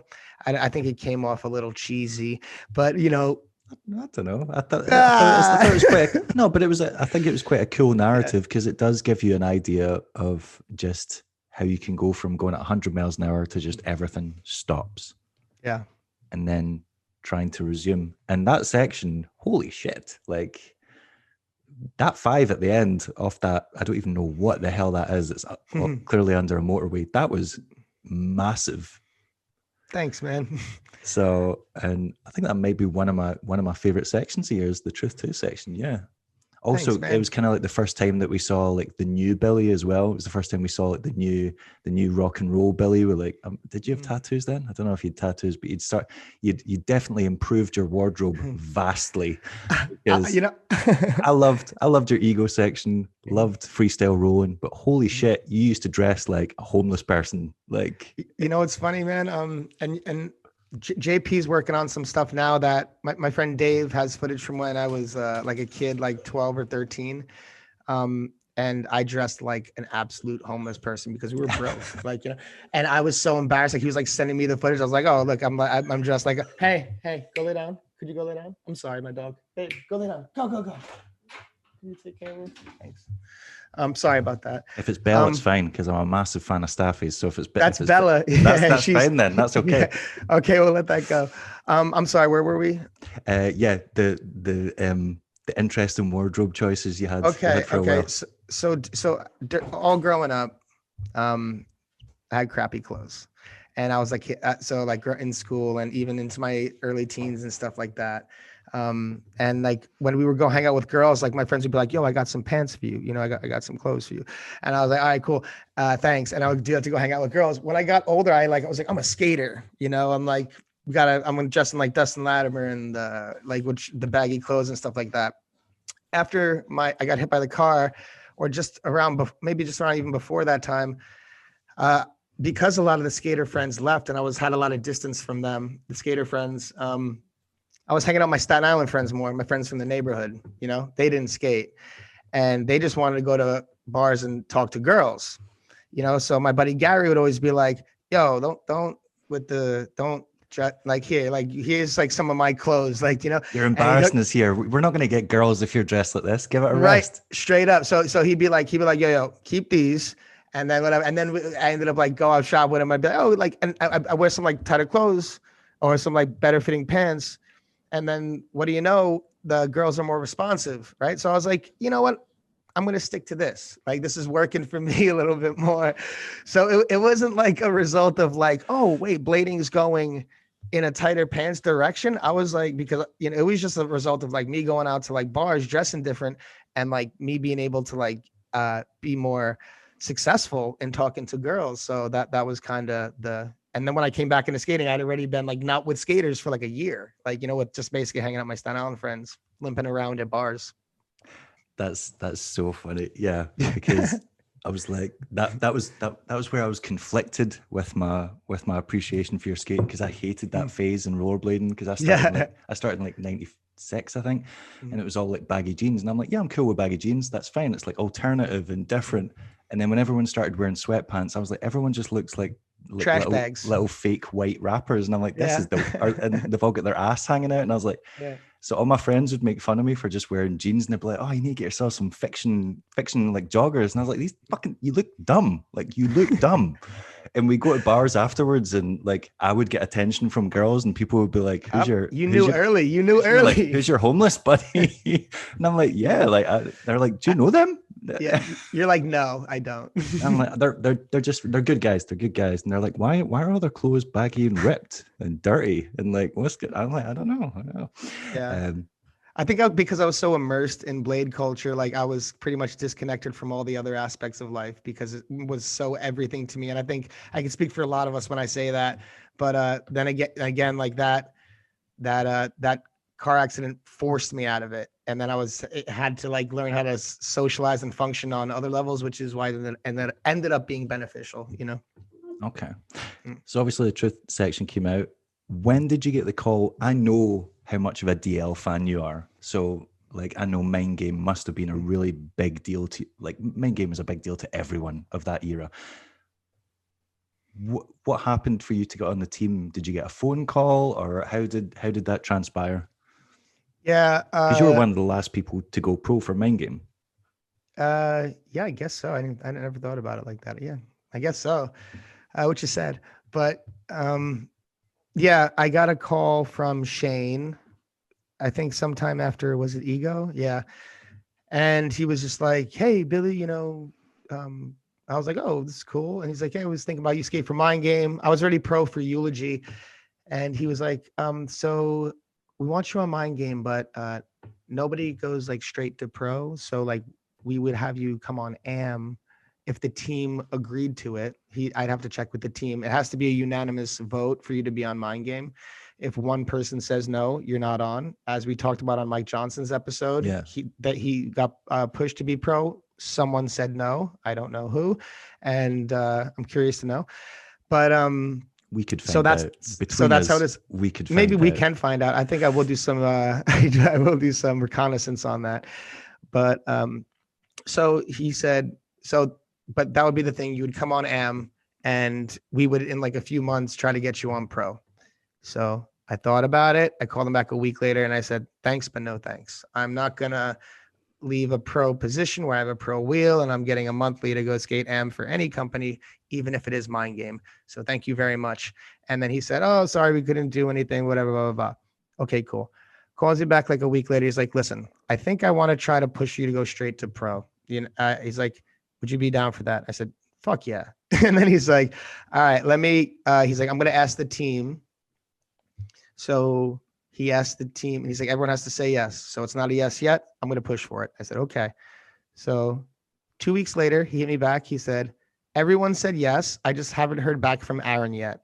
And then I said, "Okay." He's like, "So we're just waiting on Aaron." So he told me actually. And then like maybe a few days had passed. And then he's like, "You're on." And I was like, "Dope." So I got an email from everyone on the team. Because it's a good thing you got on, because otherwise Aaron was about to get punched the fuck out. No. But so you ruined my dream. You took my dream from me. You're getting beat up. Yeah, I would have been sad, but it would have pushed me harder, But I would have been like, "I'll show you," kind of thing. But also, surely you knew Aaron at that point through USD, no? Or do you guys not ever come in contact?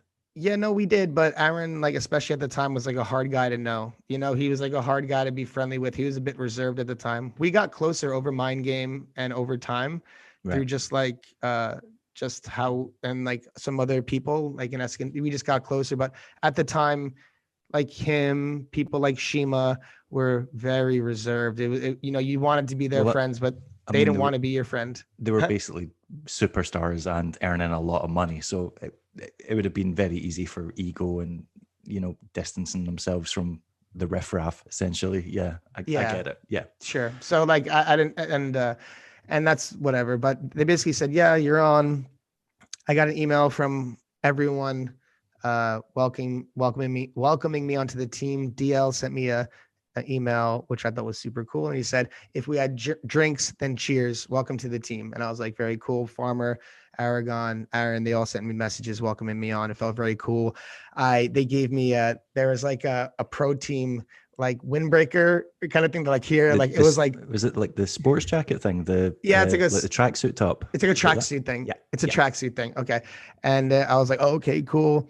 Tell me you kept that. You better have. No, kept I lost that. I lost everything. I own barely anything. That would, but you could have got a mortgage on a house off of that now. Like, you think so? Oh man. Because think about all the guys in their mid-30s to 40s that were like mega fanboys.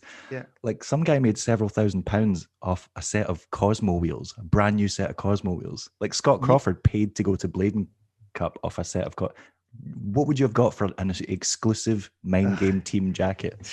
You know who definitely has all this stuff? Farmer's good. He is a very collected person. I lost everything from living on tour for years. I just it's probably in someone's floor in France somewhere, that Mind Game thing. So if you have it, sell it, man.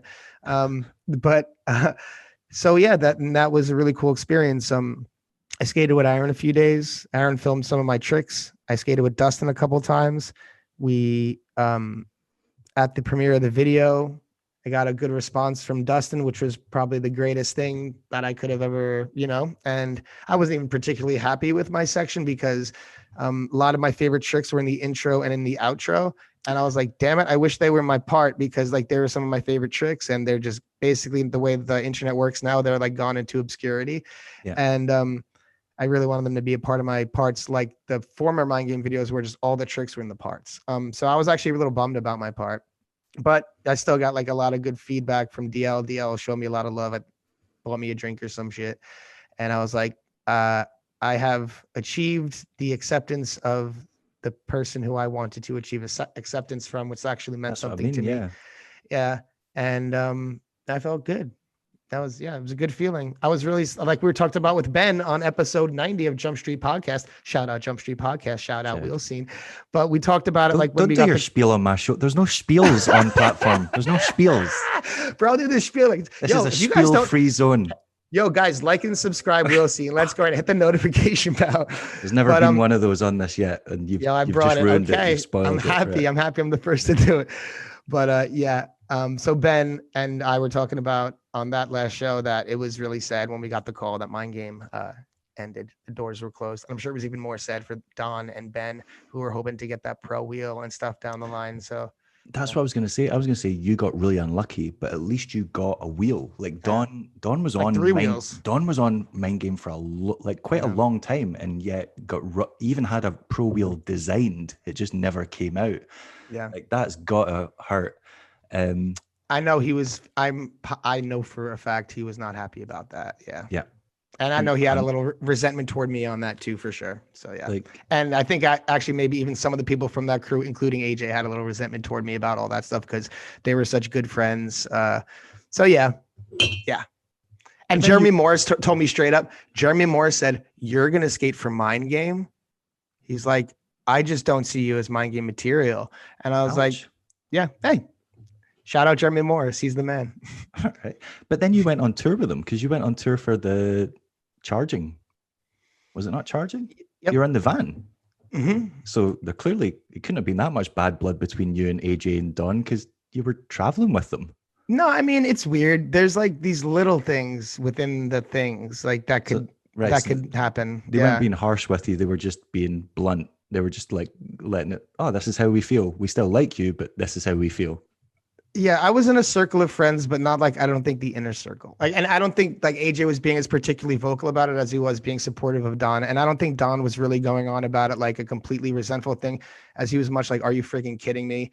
And it not being cool. So I didn't take it. I understood. I don't take it personal. And I don't think Don was particularly bent out of shape against me about it, but I know he wasn't happy. Yeah, and that's it. Angry with the situation. Like he'd been in several Mind Game videos, like every other person he'd been in the videos with had a pro wheel. Yeah. I actually want to tell you a funny story, and I don't know if it's in your line of questioning, but I think it would be good to tell because it could maybe explain a little bit of my relationship with AJ. So I'm sorry. Core, babe. My dog scratched at the back door. Whatever. So we're talking about filming for Ego. The gap to rail that I gapped to TTP. He lost. Dog was scratching. Is this the one where he lost the footage, or he wrecked the footage and you had to do it again? Yep, and then they lost that too. Yeah, but no, this is different. This is the gap to TTP on the rail. That like Aragon gap to True Savannah in Atlanta. Yeah. Okay, so I get on tour. I have 0 clips. Like Dre, Murda, and Aragon have like 60 or 70 clips for Ego, and I have 0, and I have like 2 weeks or something to film, 2.5 weeks, something like that. I saw a clip of Julian gap to top soul that rail, and I was like, oh man, it would be cool to gap to TTP that rail. And Aragon was like, have you been there? It's pretty big. And I was like, I still think I can do it. And he's like, you won't do that. And I was like, I think so. Let's go tomorrow. And he's like, all right, cool. Let's go. So I go right when I'm putting my skates on. Aragon's already gapping to Royale. And I'm like, what? What's going on? So I put my skates on and I just like gapped to fish brain. It was like first trick for some reason, just because I was really competitive or something. I wanted to do a better trick. Kind of came out really ugly. It was in the intro of the video. And then he's trying gap True Savannah. So then I'm trying to gap to True Top Hornet. So he lands his gap True Savannah, and then I land my gap True Top Horn. I don't mean to put AJ on blast, but he pulls Aragon to the side and he's like, yo, gap True Royale it. And then I was like, hey, if you do that, I'm going to 360 soul it. Oh, and then Aragon was like, no, it's cool, man. I'm good, AJ. And I was like, yeah, I'm good too. And did someone hurricane it, or have I imagined this? Maybe I've imagined this. Maybe I'm thinking of Julian. Scott Razor have kept top sold it. Maybe I'm just thinking of Julian doing the top soul. Gumby gap to front side torque it. Yeah. Yeah. Plus, that was at a time when AJ was really kind of Aragon obsessed and was really. But that's kind of my point. Like, and I'm not crapping on AJ, but there's like an inner circle and then there's the outer circle. Yeah. You know, I think that in that time, like that's like the inner circle. You know, and he wants me to get my clips, but it's the, you know what I mean? Yeah, like it's nothing personal against you. He's just he's got other people that are his priority, or like he wants to, look out for. It's not anything against you. It's just And then I got my own inner circle, and it's all good, and I still got love, and I don't take it personal, but it's funny. I feel like I'm not shitting on anyone. Yeah, I don't think that's a particularly horrible story. I don't think so either. Yeah. Ben talked about it in Jumpstreet. He talked about getting taken aside or getting taken by Shane, and Shane telling him why Mindgame was ending. And I found it really interesting because Shane Coburn did an interview with Kevin Yee literally a year after Mindgame stopped and gave a completely different reason for the end of the company. He said that the reason Mindgame stopped is because it became too much of a brand and it didn't sit well with him and he didn't like it. And I watched it, and the entire time watching it, even at the time before I had anything to do with the rollerblading industry, I was like, that's bullshit. This is 100% bullshit. You're telling me you're going to walk away from a really successful company that's making loads of money because it's become too much of a brand. I was like, that's not the reason here. There's obviously something wrong. Sales have obviously dwindled, or it's become unsustainable as a business. No one walks away from a successful business. No one does. Oh, you're earning money and paying bills and saving money. Like, no, they don't. But it doesn't suit your artistic. But it pains my creative soul. Sure, no, that's lies. Yeah, that sounds like bullshit to me too. I didn't catch that podcast with Shane, but Shane's a very calculated speaker. He's very premeditated. He's very smart. I felt like that was just he's cunning. I felt like it was a romanticized story that he wanted bladers to have that memory of him being like, he's a romantic guy. Yeah, he's the ultimate anti-corporate. He became too corporate, so he stepped away. And it was like, no, like they used the basic imagery for a reason because it's going to stick in your head. It's like the ultimate marketing tool. Like, yeah, he knew he couldn't go. Incredible marketer, one of the best. Like he learned from working at Senate that he couldn't go with a similar thing because then people would be like, oh, it's a shitty rip-off Senate. So he went the opposite direction and made it as plain as possible. Like that, yeah, anyone can see that. So then Yeah. turning around and going, oh, I don't like that it became, so iconic. That's not true. Yeah. That's what No, you I mean, wanted from the start. I don't. Yeah, that sounds like complete bullshit to me, right? But What was, he obviously phoned you or contacted you to tell you that it was over. What did he say to you? he called me and he said, so I wanted to let you know I'm closing the doors at Mindgame. You know, it's whatever, just other things in life. I just feel he didn't like refer to anything about the money or anything like that. He was just like, yeah, closing the doors and wanting to pursue other things. I've been in the skating thing for a long time, medium, all that, and just wanting to. And I wish you the best. I think you'll be successful no matter what you do, Billy. Blah, blah, blah, blah, blah. He's very kind, very thoughtful. And I said, Shane, it's been an honor to skate for your company. Thank you so much for including me. And that was it. And I haven't spoken to him since. That had to sting though, because I know, like you've mentioned it in various, terms throughout the years, like how much of an impact Dustin had on you. That must have felt like you're like, I've made it. I'm on the team. I'm on the pro team.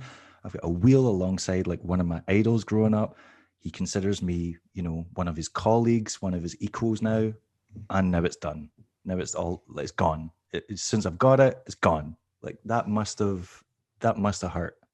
Yeah. I mean, there's been a plethora of morale blows throughout for all skaters throughout the industry. I mean, what hurt me more than that, to be honest, was when I heard Dustin wasn't a part of Shadow anymore, and Dustin was like working, having trouble getting back into regular working life. Like, do you know what I mean? Yeah. And that and many other things like hurt the morale of skating. So that was just one of the many. It wasn't anything like, I really don't think it was anything like, there were bigger ones for me I think we've all felt that. And there was the generally, which I was talking to Ben about this, not on the podcast, but after, just like it was, we're all like kind of came off like in like this battered, like coming out of like a battered relationship or something. Like you just like the overall morale is down, and it's like, Anthony talked about insecure rollerbladers on the podcast too. And I think that was his point. Like, it's just because we're just like, oh, we're just, there wasn't for a long time a sense of pride, just because of how society in general, and we're just losing our guys and we're our girls, and some of our best and our best companies, and we just got used to losing, and like being in a place where you just get used to losing, and it is just like, it's really not good, like for your, and we had a collective like shared like kind of thing that I just don't think it was good. And morale goes a long way, and just like even like these days, I think one of the things that like is really pulling it around is just because more people are just having more confidence in who they are as skaters. Like the morale is generally better. And it's like, wow, it's really something like how far belief can go. Like if you're doing it and you don't even believe in your shit, how can anyone else? Like you need to do it first. And that goes back to your point about the guy saying, I'm going to win this. Like if you don't think you can do it, no, how is anyone else going to do it? So you got to have that.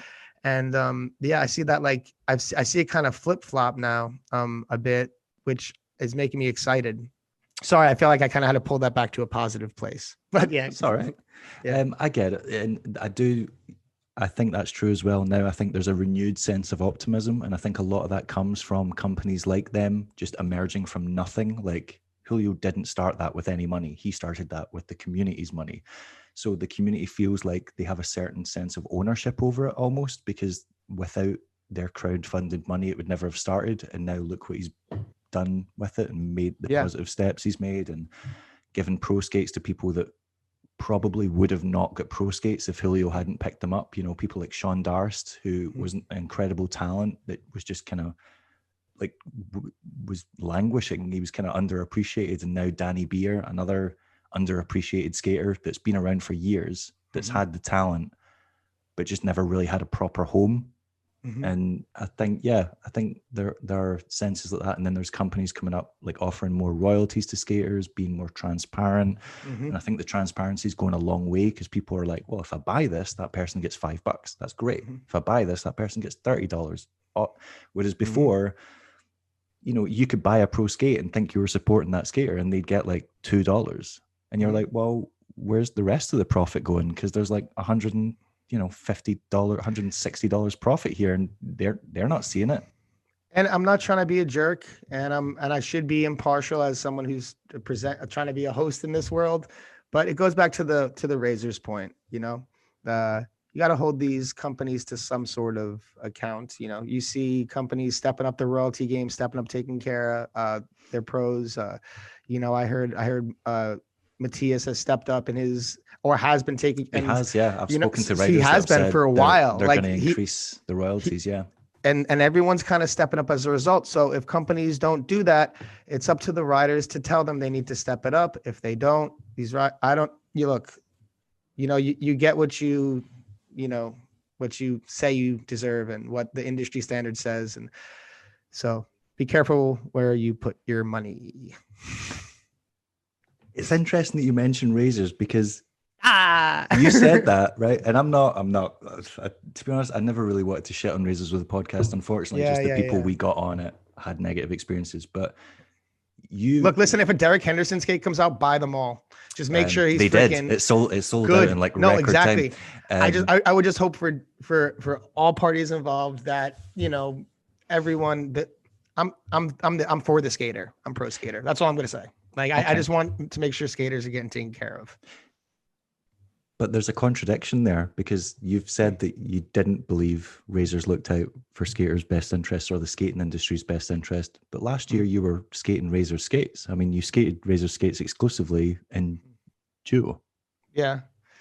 So you're sending out a mixed message to people that admire you, because then they're like, oh, well, Billy doesn't like razors. I think they're good for the industry, but he's representing their brand and making them look good. Damn, you got me there, buddy. No, you know what it is? I just, when I got to a point, like, how do I put this? Okay. I've been skating the 909s. They're awesome. I love them. Before that, I was skating the 908s. Couldn't skate them. That's it. I couldn't skate the 908s. I wasn't in contact with anyone else. It's because of the shell sizes, right? Was that right? It was like, I think it was a size problem, and I had a problem with just functionality too. That was me with I couldn't mess with the 908s. Love the 909s. I've always loved the Razor skate. I think they're great people there. I just want to see them do better. Like, do you know what I mean? For our industry, and like, it's a great skate. That's why it pisses me off, because it's like, oh yeah, there's nothing wrong with the product. The product is not the issue. Yeah. No, the product's not the issue. So and look, I love Jeff. I love the team, and hopefully they don't get, pissed at me because of this whole thing. I hope they don't. But if they do, I'm sorry. Don't cancel me. Yeah. What's Andy going to do? Dock your wages? Like, yeah, I don't know. I'm more about Derek Whack. I'm more worried about Derek whacking me. He does not strike me as the type of person to be that irrational. Yeah. Okay. I'm just kidding. I'm kidding. But so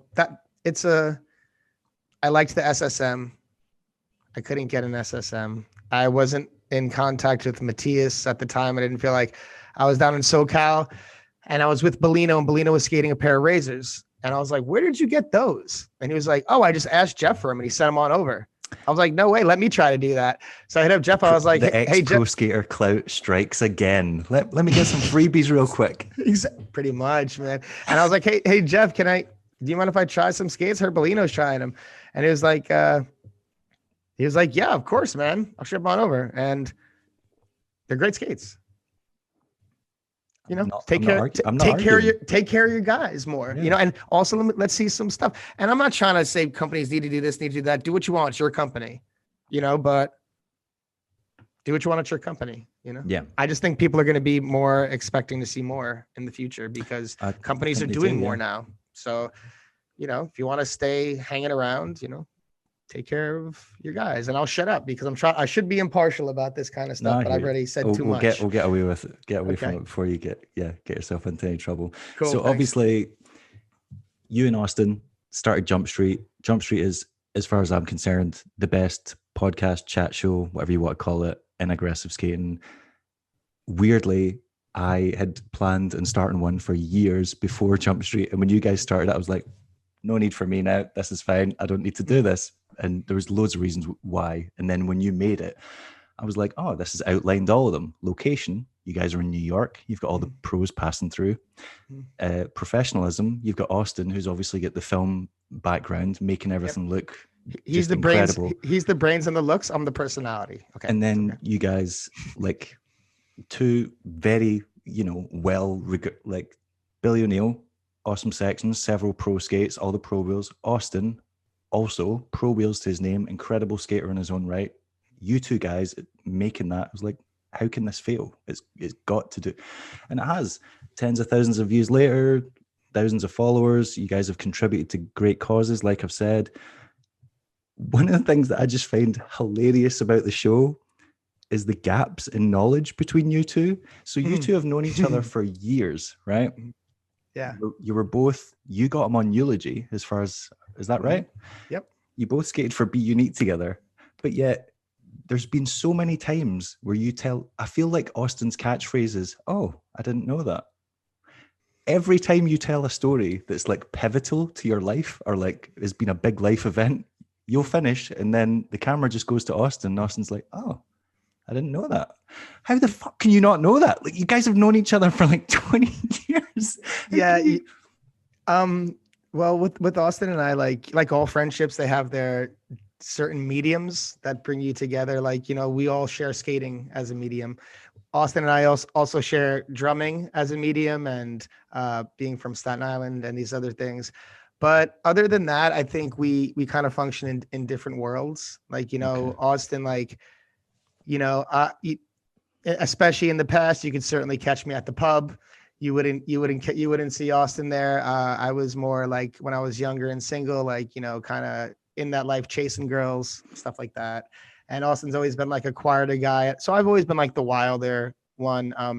So just in a lot of areas where we do function together, there are a lot of areas where we don't. And he probably thinks I'm crazy, it's a valid argument and thought, but it's skating things he doesn't know about you. It's like when you told the Valo story about how John asked you to be on Valo, like right near the start when they had Bailey and Cosmo Tasson on, and then and you were like, cool, I'm going pro for Valo. This is it. I'm about to join the iconic, skater run brand. And then he chose Brosco, and Brosco was announced.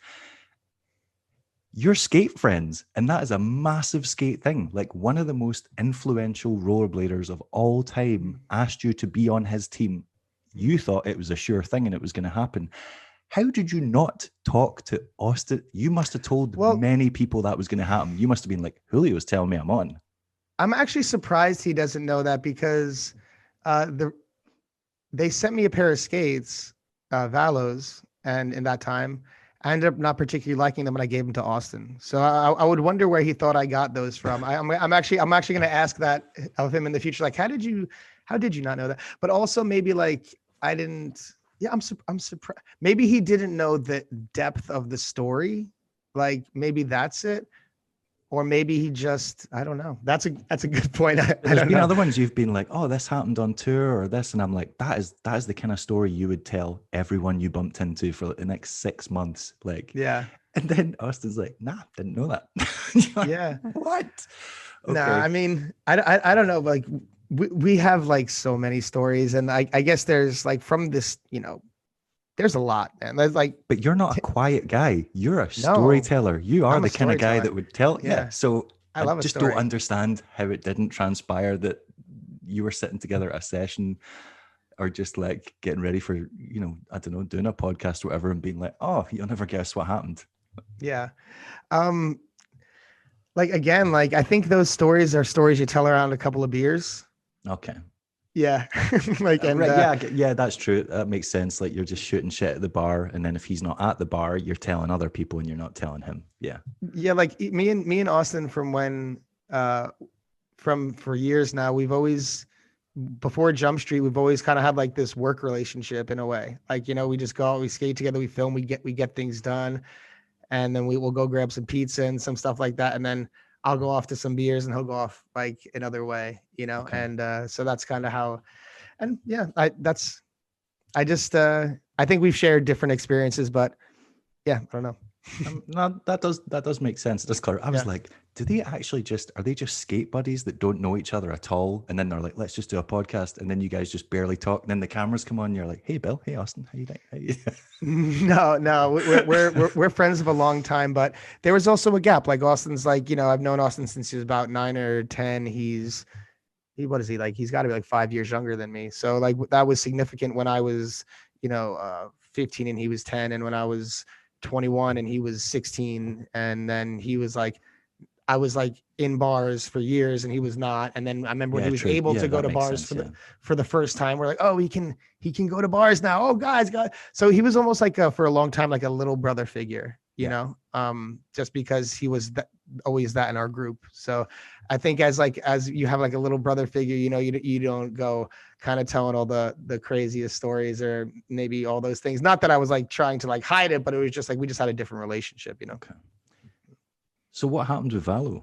Because why did you ever, because you're still in contact with John. He's obviously hooking you up. I'm guessing he's hooking you up with free skates now.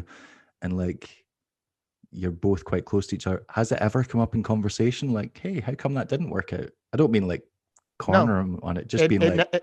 It never came up. I remember I brought it up to Bailey because Bailey was like the one he was pushing for it. We were on tour and Bailey was really pushing for it. Yeah, I can imagine you two end up being like sterling drinking buddies because he likes to party. So yeah, he's a fun friend. Yeah, and he's Ripper as well. And so he was pushing for it. And he was in the room when we had this whole conversation. And it just like casually fell apart. There was never like the conversation like, oh, you're not going to be on. It just didn't really happen. And also, I don't know, like because I stayed on. I think I was on Deshu when they made the offer. Then I switched to USD. So like I was doing my own things and maybe John just assumed, and maybe it was a miscommunication. I don't know. Like I just know from my perspective, I was like, dope, let's do it. And then it just, I don't know. I actually have to ask John about that. It's like there was never like to my memory and under like a conversation like, all right, so you're not going to be on. Sorry about that. It just kind of like we separated and then Alex went on and then I just never went on. that was it. I don't know. It's really weird how it happened. That'd be quite funny if, you and John are just having a coffee or a beer together and you're like, yeah, so what happened about that? And John just turns around and was like, dude, you actually really bruised my ego. Like I asked you to come on and then you just basically like fobbed me off and ignored me. He's like, I'm still kind of pissed about that. Imagine that. I always thought of it just like, well, Alex came around and that's how I see it. But maybe I'm the golden goose. Yeah, of course. Maybe I'm dead wrong and it didn't even happen like that. But it just feels like I'm right. Yeah, that's pretty funny. One thing I did also notice about Jumpstreet is for the longest time, you guys used to hide beer. Mm-hmm. So you drink on the show, and it was obvious you were drinking because you were pouring cans into cups or cans into, but you were always hiding the beer. Why were you hiding the beer?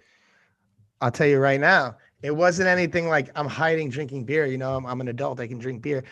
Yeah, you're allowed. I'll allow you to drink beer on the show. Yeah.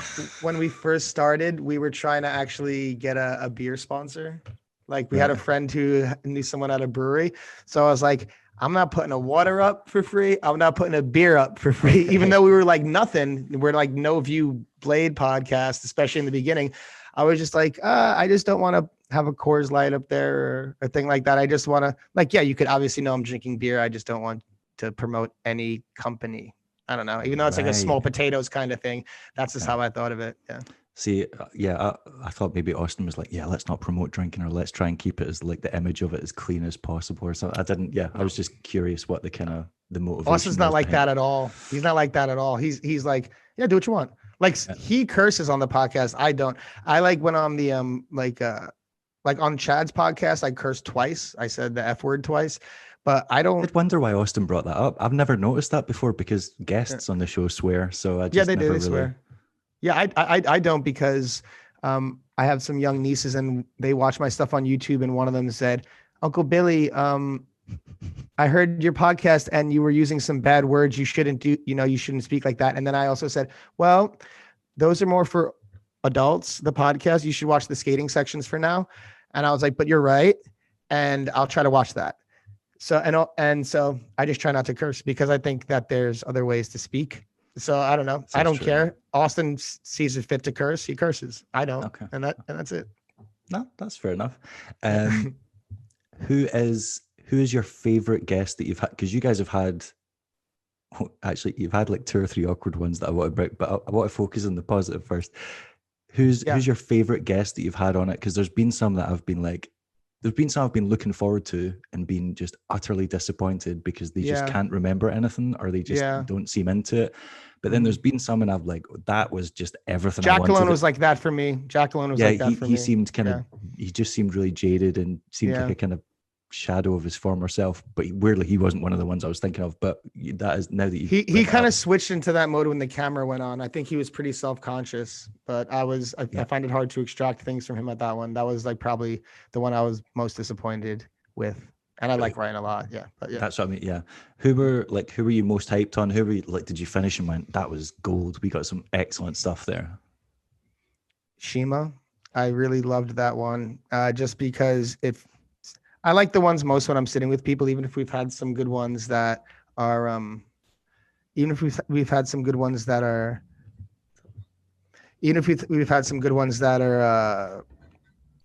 on Zoom. I preferred like the ones like live better, just feels better. But Shima was, that one I was like feeling like the way he just handled everything and like his last words on that thing, what he said, I just like felt that one a lot. So I'd say Shima is pretty significant. I was happy to finally get Merida on. I was bothering him for about 2 years to come on, maybe 1.5 years. And he's like saying, no, he'll never do my podcast. And then we had Dennis Lopez on. And Dennis Lopez said like Merida was like one of his biggest inspirations or like made him really like skating. And then I think Mike heard that. And then he was like, all right, I'll do one. And I was like, oh my God, dude. Like it got Dennis to get me to get Mike on, which was cool. But yeah. I was very impressed that you got Fredericks on because I just did not think he would ever agree to that. And then he just came on and was exactly, there's some people that just like, when you see them in later life, you're like, oh, that's shit. Like, you're not like how I remembered you in the videos. Jeff is exactly how you remember it. He's loud. He's obnoxious. He's funny as hell. He's just like, he does not care what you think about what he has to say. He's just going to say it. And I laughed my ass off throughout that entire episode. No, it's cool because like a lot of these guys I've kept in touch with on a personal level. Like I've always like had a connection with Jeff Frederick, and we've always like had I've always had a lot of respect for him, and he somehow has had a respect for me and works out. And I like him a lot. And I asked him to do it, and he was like, yeah, I'm down. It's like this time we want to do it this time. I'm like, yeah, this time. I was like, okay, I can do it. I think I can do it. All right, I'm gonna do it. I was like, okay, we'll come down to Philly. So, and he was like, all right, cool. So we go down and I'm texting him the morning of, I'm like, yo, you good still, right? He's like, yeah, I'm good. When I got to the Kelsos, even they couldn't believe. They're like, wait, you do not have Jeff coming here. I was like, yeah, dude. Like, and he lived up to, I thought we might've had the same experience. Like we might have with Ryan, but we didn't.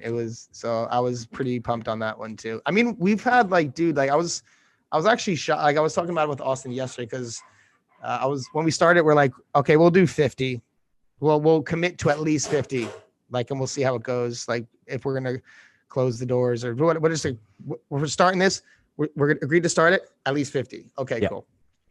So I was like, dude, the other day we got to, I'm like, bro, we're at freaking 90. We're at 90. How? Like, and I was just like, and man, like, I'm shocked. Some of the people that we've had on, it's crazy. Like, so it and there's still so many more. Like, it's just like the freaking list is endless. And it's I'm so pissed at. So like some of the people you've got are like my bucket list people to speak to, and I'm like, they've ruined that for me. I can't touch those guys now. You took away my childhood hero from me. You took Randy Spack, and then when I found out you were going skating with Randy, I was like, Billy O'Neill is dead to me. Dead.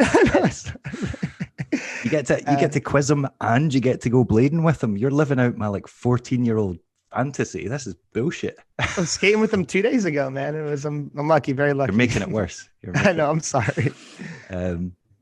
Yeah, yeah. And there's someone, and then obviously Julio, Bailey, and Jeff Stockwell as well. There's so much stuff he came out with in that I just didn't know as well. Dave Payne. Love it when that happens. Dave Payne as well. Dave Payne was huge. But then there's ones that have been like flat out awkward. And the two that spring to mind, one was Victor Arias. Victor just seemed like he wanted to be anywhere else except for in that room. There was some points when Austin would ask a question and Victor would just stare at him. And like, I was like, is he going to answer? And I know those guys go back, like, because Austin spent a lot of time in the Bay Area. They obviously were both on Able together. And I was like, these guys are friends, but Victor looks pissed off. And like, I guess he doesn't like that kind of attention on him, and he doesn't strike me as a particularly loud guy. So I'll tell you exactly what that was. And he won't mind me saying this. Hope I don't. I love you, Vic. If you have a problem with this, I'm sorry. But so we're like, we're gonna have Cam on the podcast, and I was like, Vic, you gotta come on. You're coming on, right? And he was like, Nah, I can't. I was like, bro, really? You're not gonna come on? And he's like, nah. I was like, all right, fine. So like in thinking of that, like if I'm thinking I'm gonna do one podcast and then another podcast, like if I have Cam's podcast, I'm just gonna like drink a bunch of water. And then when Vic's podcast comes on, I'll like crack my first beer or something like that. But I was like, oh, we're just doing Cam when we're done. Okay, cool. Crack some beers, drinking some beers. It went really well and was really comfortable. And Vic heard it all. Like it was like 2-hour podcast. When we were done, Vic's like, yo, I want to do one now, bro. That was actually kind of cool. And I was like, bro, like, and he was drunk. I was drunk, like, right. or at least 4 or 5 beers into, which is like drunk for me. And he was like the same sitting in the thing. We cracked beers before the show. And so he's drunk. And then now he's like, oh, I want to do this. And I was like, dude, I don't want to do this. Like, and Austin's like, come on, we have him right here. All this. And I was like, fine. And so we were both in a place where we were just kind of drunk.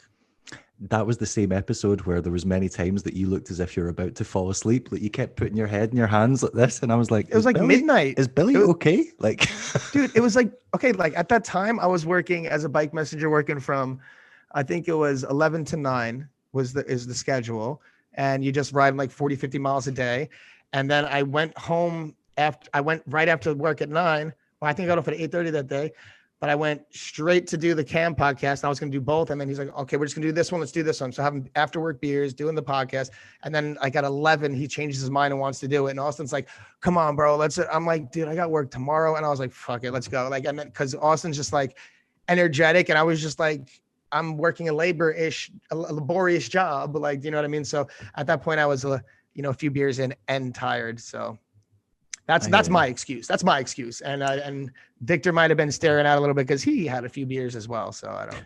Okay, that makes more sense. I thought he was just pissed at being put on the spot and being like, I don't want to answer any of these questions. Who's the other awkward guest you were thinking of? The biggest disappointment was Feinberg.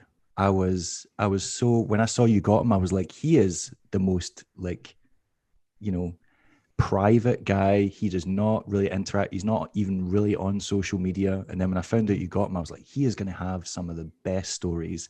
He's probably lived the most kind of eccentric lifestyle as a rollerblader. Like he was one of the highest earners. He was in it when it was at its, commercial peak. He, won the X Games at a ridiculous age. He had all these sponsors, earned all this competition money. And he could not remember a single story from his past. Like every time you asked him for some gold, you were like, oh, what about this? You remembered more about his past than he did. And he was stoned out of his mind, but he just looked he just gave off such a kind of jaded, like pissed off with Bladen vibe throughout the whole thing. And loads of people, I read the comments afterwards because I was like, this cannot just be me that thinks this. And loads of people were underneath just being like, this is sad. Like he just seems unhappy. Yeah. There was like a couple parts in that conversation where I felt like it was going that way. And I was doing my best to kind of like pull it away from that. It's tough because they're real feelings. And there's never been a higher fall from grace. I get it. He went from having no financial issue, but Josh talked about it in his podcast. Like, Aaron was the one with all the money. And he went from having all the money, and it lasted him a good while. But then when that disappears, you're like, shit, my life as this No, superstar is it's over. So and I it's get it, yeah, but it's it was sad to watch. yeah, I love Aaron, and I think even after that episode, I actually got the sense of we got to be careful with some of this stuff because, like, first we're thinking about it like we're just, talking about the whole idea is just to basically dig into a person and like see what they're about and kind of dig into the characters, like, and that one made me just, I know some people left with some bad feelings, and if we're going to do some honest stuff, we're going to get that. So yeah, I felt a little guilty actually, to be honest, asking him to be on after that and kind of talking about some of the things I talked about, because there were a few times on some podcasts, even with Chris, where like you're going through some stuff and of the past, when you're digging into the past, if you're being honest, it's not just like all these like happy, good things, great feelings, like, especially with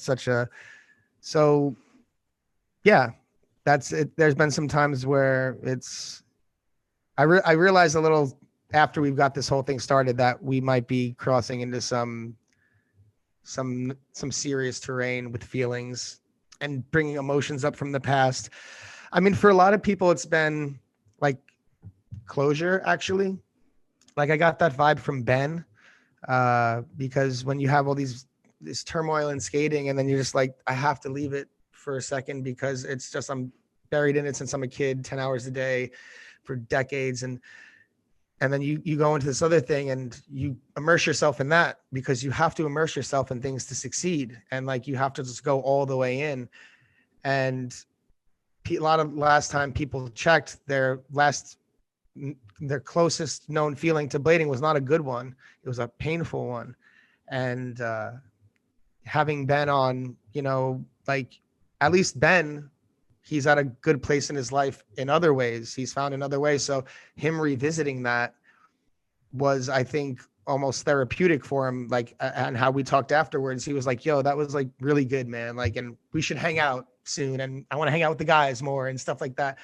And I think revisiting those old things can be good and therapeutic and positive, but at times it could be hard because some, people want to like, and I got that from the Josh Petty one. And that was like that kind of the thing. Like a lot of like we used to write questions going into these podcasts and to try to address all the questions. And then I started realizing that conversations, if they're going in depth, they start taking their own paths. And I like the idea of general themes. So like for Murda, I was like, well, kid from the Bronx, comes from the projects, skated in this New York City life. Then went to California, had one of the highest selling pro skates, traveled the world, transitioned smoothly into the next job, family man, who's done it better. And he's the man. So it's like, that's such a great story. With Josh, I was like, here's someone who you're an adolescent and a teenager with so much promise to the point where you're on MTV, the pinnacle of culture. And you have people looking at you and there are sponsors and adults telling you that you're the best. And it's feeding into these things. And then you live this life and it all goes away. And then you get caught up by the things in the life that seem to be like romantic or cool, like, drinking and partying, woohoo, wild person, right? But then when all that goes away and you have that, and then there's drugs and these things like that, and you hit rock bottom, like, so a lot of these people, when they come on, and then I see them like, he turned to religion and motorcycle shop. And so everyone's looking at things from a different place, but like, I'm trying to say like, man, there is something to be learned and value here, like of these stories. So I think that's how I try to approach things now, with looking at like what you can get out of this person's experience, or something like that. And yeah, sometimes it's hard, with Aaron, I thought it was very sad at times. Yeah, because people aren't just revisiting the good times. Like you said, it's kind of almost getting them to revisit trauma at times as well, because I realized that after, it's regurgitating memories. And it's interesting that you say that, because there's people that have asked to come on the podcast that I know have got incredible stories to tell, but they've actually said, you know, I don't want to for this reason. I really feel like if I bring this up, I'm going to relive some really painful memories, and it took me years to get over them. Like, one person was like, I basically spent a year in bed after all that stuff. He's like, I don't want to go down. And I was like, I don't want you to go down that. Like, why should you relive suffering for other people's entertainment? I don't want that. Like, so I'm not sure if we're talking about the same person, but there's someone who, I'm not going to say their name, who's, a lot of people have asked to come on the podcast, and he said something and I was like, that he's not in a good place. It's quite interesting that you bring up Mike, because that story, the story that Mike told about his mum with her engagement ring, I found that out years ago somehow. I don't know if Mike posted it on social media or something, but it was when his mum passed away. And I was like, that's an incredible story. It's so beautiful. And I was like, weirdly, my mum had died like the year before or the same year. And I was like, I completely understand how you're feeling right now, if you want to talk about anything. And it was just really weird that you can connect with someone that you don't know and have just this one thing in common with, and then something like that happens and you're like, I know exactly how that feels. I've experienced that exact same thing. So yeah, it's just really weird the way things like that happen. You brought up Josh. We had a discussion about Josh before the podcast, and that was one of the reasons why you wanted to come on, which I think is really mature and responsible of you, because it's probably the only episode of Jumpstreet that's been controversial. And I know that you guys got a lot of kind of backlash from it, and there was a lot of, I was watching it after it came out, a couple of days after it came out, because someone was like, God, you got to see this, da, da, da. And the comments at the side were going off just as much as the actual like video of itself. What was your interpretation of like how it transpired, how things went? Well, I guess I'll start at the beginning of what made me want to get Josh on the podcast. So as we all know, and I think pretty clearly aware, like Bo is a pretty controversial figure in our sport. I'm very aware of this. I'm just going to paint the whole picture. Before we did Jumpstreet, I'd been off Facebook for a year. I thought it was super unhealthy. I had it deactivated. When we started Jumpstreet, Austin was saying I should probably use my social media so I reactivated it, got back on it. I think it's an unhealthy environment and a bad way to interact with people. So in that, I was engaging a little bit, but I'd say this, I did it briefly. And for about the last year and a half, I haven't been immersed in it. That being said, I'm just saying that to say that the depth of what people knew about how Josh is on Facebook, I can honestly say I was not aware. I knew he was like I know he was a supporter of Trump, but like the engagements of like insulting other skaters, telling them to go. I heard some things from like one-on-ones with people in the Bay that like he had beef with this one, beef with that one. But that just seemed to be standard Josh to me. Like anyone that knows Josh knows he's got beef for talking shit with someone. That's always been Josh. Like, so I didn't think it was anything. I didn't think we were going to get the pushback that we got. So the reason why I wanted him on is because he did his Trouble in Mind podcast with Richard and Joe and Jeff Frederick. And I think Arlo was coming on from time to time. And I was like, oh shit, looking like the OG's coming back. Cool. Like, and from then I was asking Richard, dude, you got to help me get him on the podcast. Cause like I would hit him up just because, a lot of the old guys know, a lot of young guys, he's old, he's watched up, but he was a pretty consequential figure. He was, Josh is, regardless of what I think of his views now, Josh, no one can take away Josh's impact on skating. He was a consequential guy. Like he made the companies Sagona, what they were. He made Dominic Sagona. Alex Brosco states him as a huge influence. He has iconic sections in VG6 and What Do You Believe In? Like he kind of helped bring the style from. No one can take away his legacy in blading. Yeah, like he kind of was one of the guys that helped made it go from like the goofy wide leg pant style to something like a little bit more fashionable and like exciting. And so he was so for that, I was like, let's have him on. So there's a few things. Okay. I'm going to try to address all these things. So we tried to have him. Okay. Yeah, it's going to be hard to adjust all these things. So let me just try to do one at a time then rather. Okay. So we reached out to him to come on for January and he was like, yeah, I'm down. Cool. I was like, all right, cool. So we were supposed to have him down at the end of January. Something happened where it was me, something came up and I wasn't able to do it. I was like, hey, can we push it back a week? And it went to the beginning of Black History Month, to which about after I posted it, I was like, ugh. Well, first of all, I didn't know the controversy of him. And second of all, I mean, to the extent of it. And second of all, I like kind of was haphazard, like pushed it back a week. And because you could ask like Ray Mendez, you could ask that we actually had plans to have black skaters on for Black History Month. We had been like, I was talking, I've been talking to Ray about that, Ray Mendez, since the beginning of January, things that we could do. So that was part of the plan for Black History Month. Anyway, so when he came up, everyone's like, yo, this guy is like a vicious racist. People were messaging us logos of his company that had like, they were saying it had like white supremacist symbols in his ideology. They were like, yo, this guy is a freaking white supremacist. Like, and I was like, holy shit, what is going on? Like, I was like, dude, I did not expect like that, what was happening. I was like, yo, I just like OG with a podcast who like, of course he's controversial and like, okay, he likes Trump, but like, I'm pretty sure we've had someone on who's like Trump before, but I'm not really particularly sure because I don't go into everyone's voting history. Like when I ask them to be a guest on the show.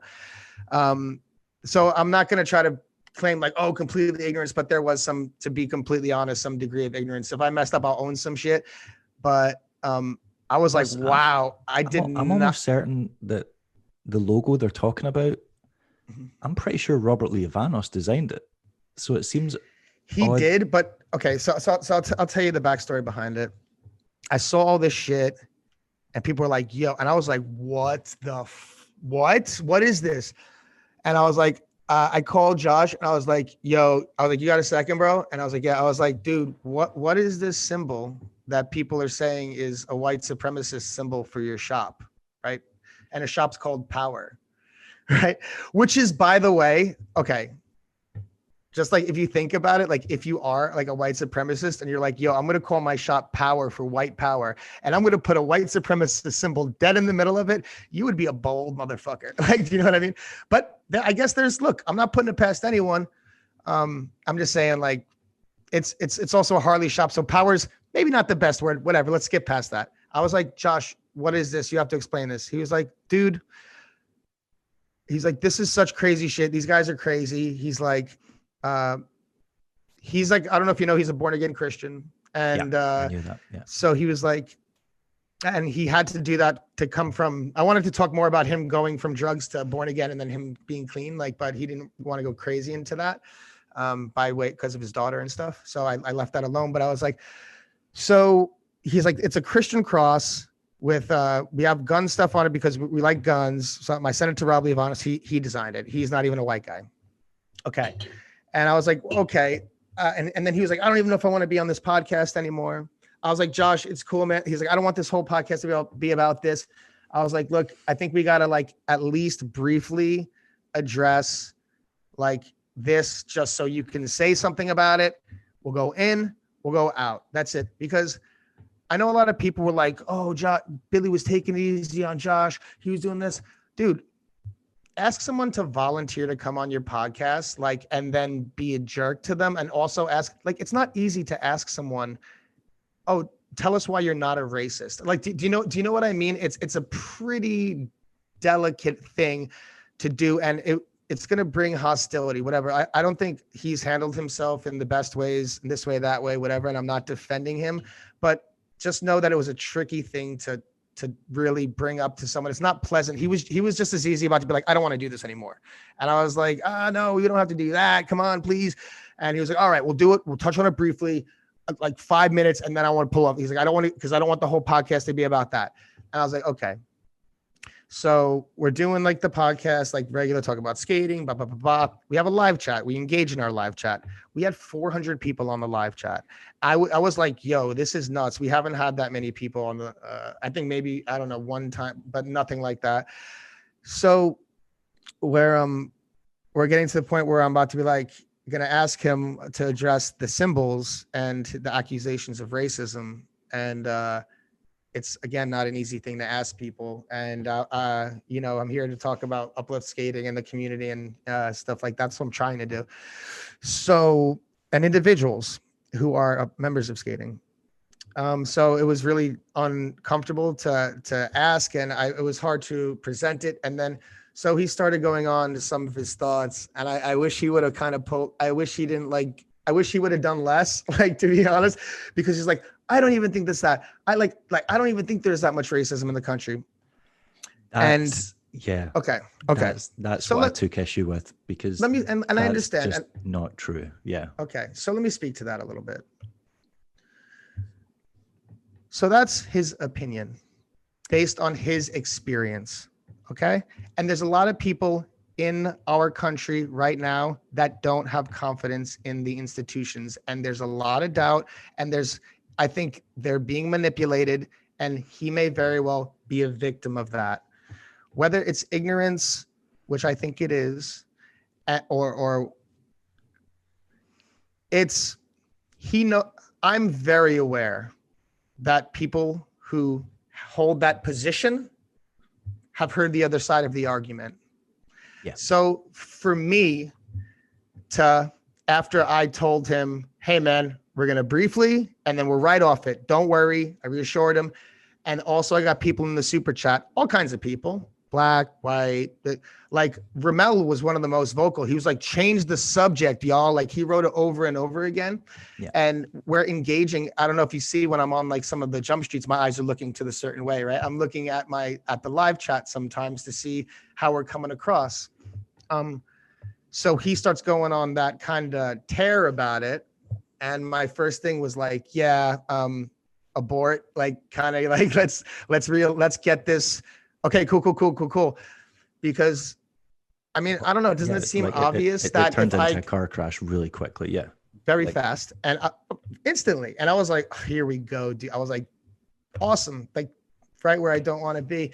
And so I just thought, well, it just seems obvious that if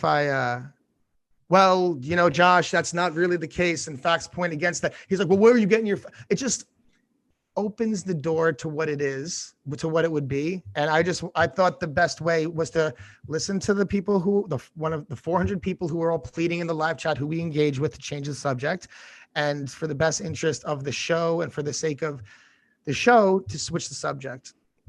Now, I understand that a lot of people don't appreciate that, but I'm going to say something about that, because we were attacked by some people. And I know those people who attacked us think that they're doing what's right, but there are good ways to go about things and bad ways to go about things.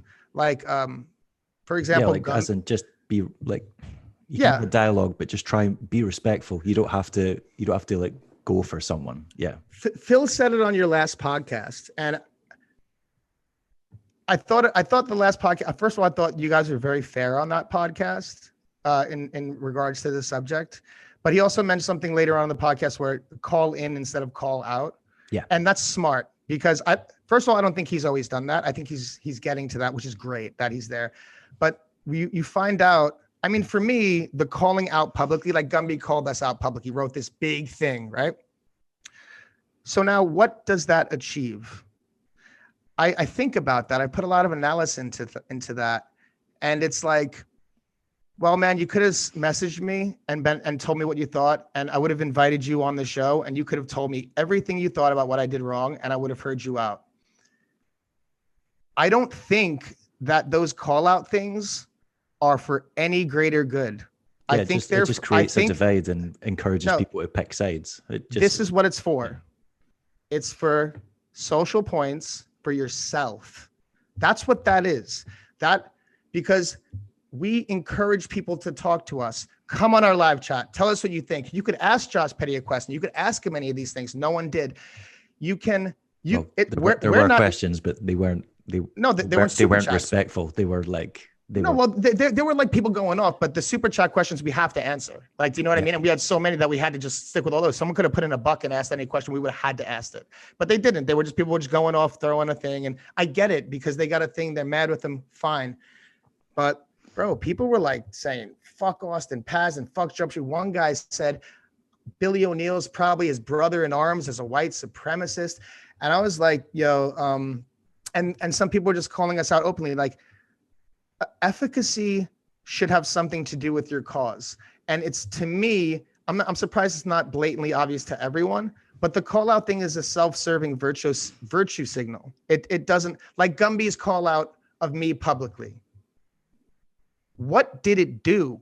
What is its goal? To bring awareness, to cancel us, to shut us down? Hey man, you want to cancel us? You can. We're a group of people that just sent 50 skates to poor people around the world who don't have skates. Cancel us? Fine, take that away. What are you going to do to replace it? You're not a person of action. You're a person of words. We're people of action.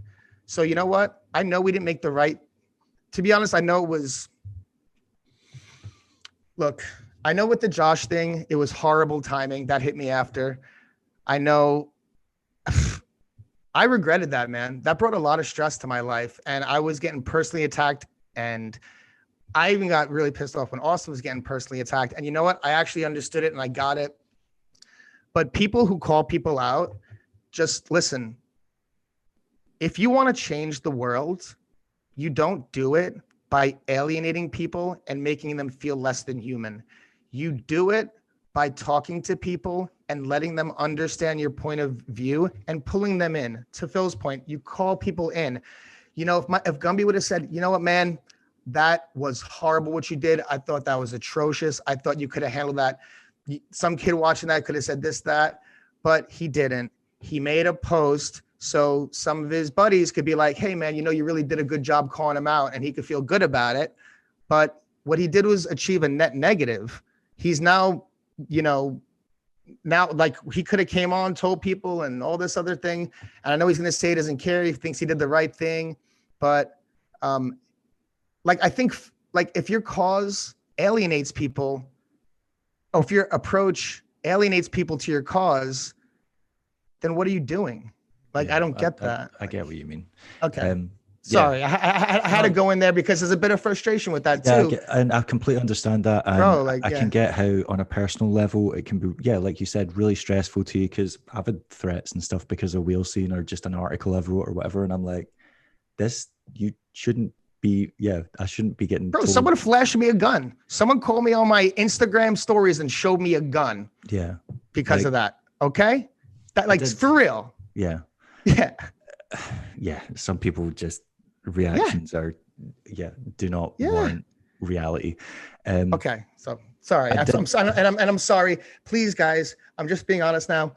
Don't cancel me, please. I'm just trying to be real. I think of people, you were humble about it, and I think it shows a lot of bravery coming on here, because it was your idea and you don't have to talk about it. You could have just waited for it to die out, and it would have died out. People would have forgot about it, because that's just what happens. Everything moves so fast, something else would come along. But I do think it speaks a lot about, you know, your character, that you are willing to address it. And, you know, you mentioned your shortcomings in it, and I think that's great, because I did contact Austin privately after it came out, and I was like, you know, I'm not happy with the way it played out. I feel like he sent out, you know, a disrespectful message to people who suffer racism or have suffered racism in their life by saying that it's not a problem, because to those people it is a problem. It's just not a problem to Josh.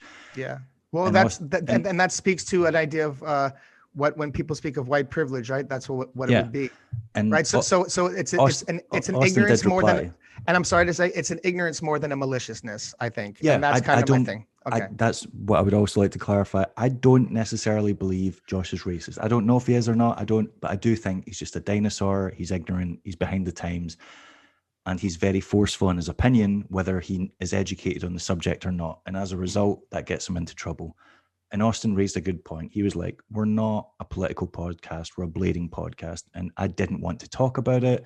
I just wanted to go back to the skating. And I was like, unfortunately, you made it political the moment you brought it up. And you have a duty to your viewers, because you guys have got a massive audience, to do due diligence. And that's the only part I was disappointed about. Not so what getting do you into think is the next, like, and I want to ask you because I'm curious, because it's hindsight is always 2020.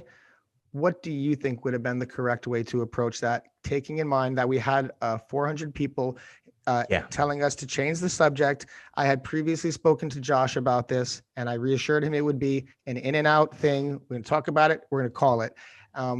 Well, that's the balancing act as well, because you don't want to victimize the guy. Like, it's like inviting someone into your home and then kicking the shit out of them. Like, you just don't do that. Yeah, no, So, it's and I know everyone has like how we should have done it best, but I think if they're in the seat, it's a bit tougher to. So I ask you, what do you think is the best way? What we could have done better? Because I'm actually curious. Well, I think throughout this period in between, it happening and then this coming on, I did think about it a bunch of times. And I think you're in an impossible position. If you don't bring it up, people were going to attack you. You know, you were going to get a hard time about it. You brought it up and you didn't challenge them. People gave you a hard time. I genuinely believe if you brought it up and you did challenge them, you'd have got just as much backlash, because there's a whole petty, like Josh Petty, like fanboy legion out there that went, can't believe you brought Josh on just to humiliate him and dehumanize him. You guys also, what does it do for future OG guests? Yeah. Do they want to come on our show anymore? Because we just invited someone on and made them feel like crap. And then they're like, well, I saw what you did to Josh. I don't really want to come on your show. Thanks. Yeah. They're like, I'm not coming on to get crucified. Thanks. Like, yeah. Exactly. I think I would have tried to, and weirdly, I saw you during the chat, because I watched it back just so that I didn't like misquote anything or say it and it was, you know, wrong. And there were so many times during Josh's rant where he went on about pedophiles and made this weird argument about how he can't be racist because he likes rap music and just stuff that just didn't make sense. And there were so many times you were like, kill me. No, it was like you were about to say something. In the chat, I was writing "kill me." I was like, I saw you wrote "help me," but there were so many times where you were like about to say something and you didn't. Yeah, there were certain things that I was just like, I probably wouldn't have been willing to let go, and I don't know whether that's just my smart ass ego. But when he said, you know, there's no white supremacists out there, there's like 2, and they're behind a keyboard on a message. I'm like, Josh, there's viral videos of people marching on college campuses chanting, "You will not replace us." You mentioned in Jumpstreet about a protest in New York that you wanted to go down and kick their ass. I don't know if it was alt-right or far-right or Proud Boys or whatever. The Ku Klux Klan still exists in America. You know, a prominent guy was sentenced to prison at the end of last year. Black people are still being, you know, hung and by things nooses. got ramped up, and things got really ramped up in the past 4, you know. I don't think you can't change Josh's views. That's obvious. Like, he has very firm beliefs, and he proved that throughout the podcast. He talked about basically every time he got into an argument with someone, it resulted in a fight, because he doesn't know how to resolve an argument in any other way. And that's not got better with age, because now he's taking guns to skate parks. Josh is just that guy. He's not equipped enough to have that kind of level of intense discussion and it not end in a physical fight. I do think you were in an impossible position. I just think to viewers, and obviously you've got a big audience and that comes with a responsibility. And, you know, there's a lot of people who aren't white who watch Jumpstreet. And I think if you just said, you know, Josh, I respectfully disagree, I do believe this is a problem. And you didn't have to get into an argument with him, but just make your I thought about that. opinion known, because if you do say that, you don't have to humiliate the guy. You don't have to belittle him, but you can just make it clear. Because then to viewers, they're like, oh, I disagree with what Josh says, but Billy and Austin, they're, you know, but if you say nothing, it leaves it ambiguous. And I'm not saying saying nothing means you agree with Josh. I do not think you share any of his opinion. Like, I respect both of you guys. Yeah. But it's like, if you don't, it leaves it open to interpretation. Do you know what I mean? Because if you say something, it's perfectly clear. Then everyone knows. But if you say nothing, that's when people make up their own minds, and that's when it becomes problematic. Like, say, for example, me and Austin are in a bar. I don't know why we're in a bar. Austin doesn't fucking drink. Yeah. But you guys have just a massive fight. At a coffee shop. Yeah, we're at a coffee shop. You guys have just had a massive fight. And he comes in and he's ranting about it. He's like, I hate Bill. Fuck Bill. Did it? He's always doing this to me. He's an awful friend. And I just sit there and I let him rant. Not because I agree with him, but because he's my friend and he's venting. So I just what use does getting involved? So just, let him get it Like off. I know what you're saying. Like in that context, you would be like, hey, well, he's a good guy. Like, take it easy. I understand you're frustrated. And, like looking back, I could have totally done something like, that's your opinion. And I respectfully disagree, but let's change the subject. And you know what? I think, you're not going to get through at everything. Like that was, like I said, a dicey situation to navigate. And I think I was like pretty high anxiety at that moment. And I was just like really focused on how to pivot, like then more than focus on what he was saying. I think that's where my mental energy was at the time. Like, how do we smoothly pivot? If you rewatch it again, you'll notice I try to pivot to talking about religion with him. I was like, well, because you're Christian, right? Like you're born, like you want to talk like, so that was like in the bit of that. And then he kind of brought it back. I was like, shit. So like a lot of my time in that, when he started the rant, wasn't as much listening to his word as I should be engaged, but I normally am engaged. Like planning your next move. Yeah. I normally am engaged in the conversation, but in this one, I was like really focusing on how to pivot. So I think that's maybe another reason why I wasn't, when I kind of heard the rant can start, I was like, okay, like, yeah. So I guess that's part of it too. And yeah, like, you guys were in an an impossible I don't mean to hurt situation. anybody. You were, and I don't mean to cut you off, but I want to be clear. Like, I regretted the timing of when we asked him on at for certainly. At some point I was like, I regret having had done that. And even after the maybe first couple hours after the Instagram post, I wished I could go back on it. But I just want to say, if anyone, because there were a few people who I respect that are friends of mine who went off on me, and I respect them. I don't want to bring them down. And to anyone I did hurt, I just want to say I'm sorry. I know I just right now on the same podcast, I like got pretty upset talking about defending myself in the situation because, but our intention wasn't to hurt anyone. It wasn't to like put out a bad message. It wasn't to like reinforce what he said. I don't want to disappoint anybody. I think, you ask those who know me and the actions in my life that I've taken over the past course of friends that I've had for 20 years, and they can tell you who I am. Yeah, I just want to say sorry. Really, it was tough to navigate. And, I know I just went off on a tear here about people going off on me because I don't think that's the right approach, how it was handled, but I don't want to switch it there. And I just want to say, if I did hurt anyone, if I did disappoint anybody, I am truly sorry, because our mission here is, when we started Jumpstreet, I see a function of Jumpstreet among many that is actually surprising me that I didn't think we would have the opportunity to have when we started, but we're able to like this fractured community that we have where everyone is kind of separate is like being brought together, like in a way where we can like engage different generations and different people and kind of show the value of people that were like, they're gone, they're dead, they're not skating more, there's no value there. But it's like bringing up this whole rich history of skating shows that it's like blading was big back in the day and it crashed because it was a trend. There was nothing behind it. We have so much behind it now. So kind of our mission is to show all these things that we have behind it. This idea of a rollerblader, in the past, you're like, a rollerblader is this, it's a fruit booter, whereas this, and just like that. But part of our podcast is to really highlight the characters, to show how different every single person is and how wide of a spectrum we have. And so that's always been our goal. And seeing things when it comes to fruition, like Dennis Lopez talking about how Murda, someone like who's removed from him, had a huge effect on him, and Murda being like, wow, like I didn't know because I'm so removed from that version of myself, and then that pulling him back in and that making people be excited and be a part of and be tuning in, I think does nothing but help our culture grow. And that's our freaking mission. And, I know people say we should get into more like, current events issues and maybe political issues. And listen, anyone that wants to do that or start a podcast, hit me up. I'll promote your podcast. Shout out Wax Toaster, shout out Mushroom Blading, shout out Wheel Scene.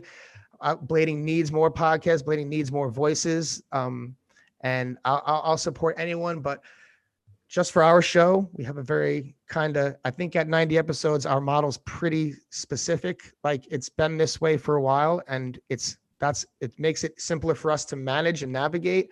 Like you said, we're not journalists. We're freaking, I'm a guy with two sticks and a stone trying to make a fire and just trying to figure it out. But, and make whatever it is work, because this is like my life's work, skating. And if I have to like talk about it, and not be part of it, then yeah, but it's part of the bigger goal to like bring our shit together. And so we can keep talking about it, but I just want to say regarding that subject, I'm sorry if I let anyone down. I didn't mean to. And talk to me. If you ever have a problem with me, listen, if you have one follower or whatever, or 0 followers, if you message me, I'll read your message and I'll write back to you. I'll be cool with you. I'll take in your advice and your input. I don't think Austin and I, neither of us thinks we're experts on this show. And we know that we've gotten to a point where we're kind of a bit of a consequential voice in blading. Tell us how to do it better. Don't make a post calling us out. Tell us what we can do better. We are very receptive. Seriously. We're like hyper receptive because we're insecure. Well, at least I am. So just please let me know what we can do better, because we're just like the accident in my life skating, that those falls make you realize what you're doing wrong. Just like this thing with Josh Petty, and realizing that I realized how I could have navigated it better, and I won't make that mistake again. So talk to me, tell me like what we can do. We're very open. Yeah, it's very easy to say something sucks without giving, or someone handled something wrong without giving them constructive criticism on how they could have improved it, or how it's like, I don't know, insulting someone's skating. You're like, oh, that guy's just shit, or like instead of being like, wow, if he did this it would be better. Yeah, I appreciate that. And like I said, I do think coming on here is a very brave move, and I know you didn't have to do it, so I've got nothing but respect for you for that. Thank you. Yeah, after seeing that episode, it did leave a bad taste in my mouth. But then you got Mike on, and I literally forgot everything. Because Mike, like I said, is just insanely charismatic and funny. And Mike's the kind of person that when you hear him talk, you feel like you've missed out on something, not knowing him. Yeah. And that's the impression I got watching that. Like, I watched that episode and I was like, I really wish I'd grow up and get because I'm a big shit talker and I'm incredibly sarcastic. And I'm like, I bet me and Mike would have just went off on each other all the time and just, gave each other the hardest time. And I'm like, I feel like I've lost something by not getting to experience that.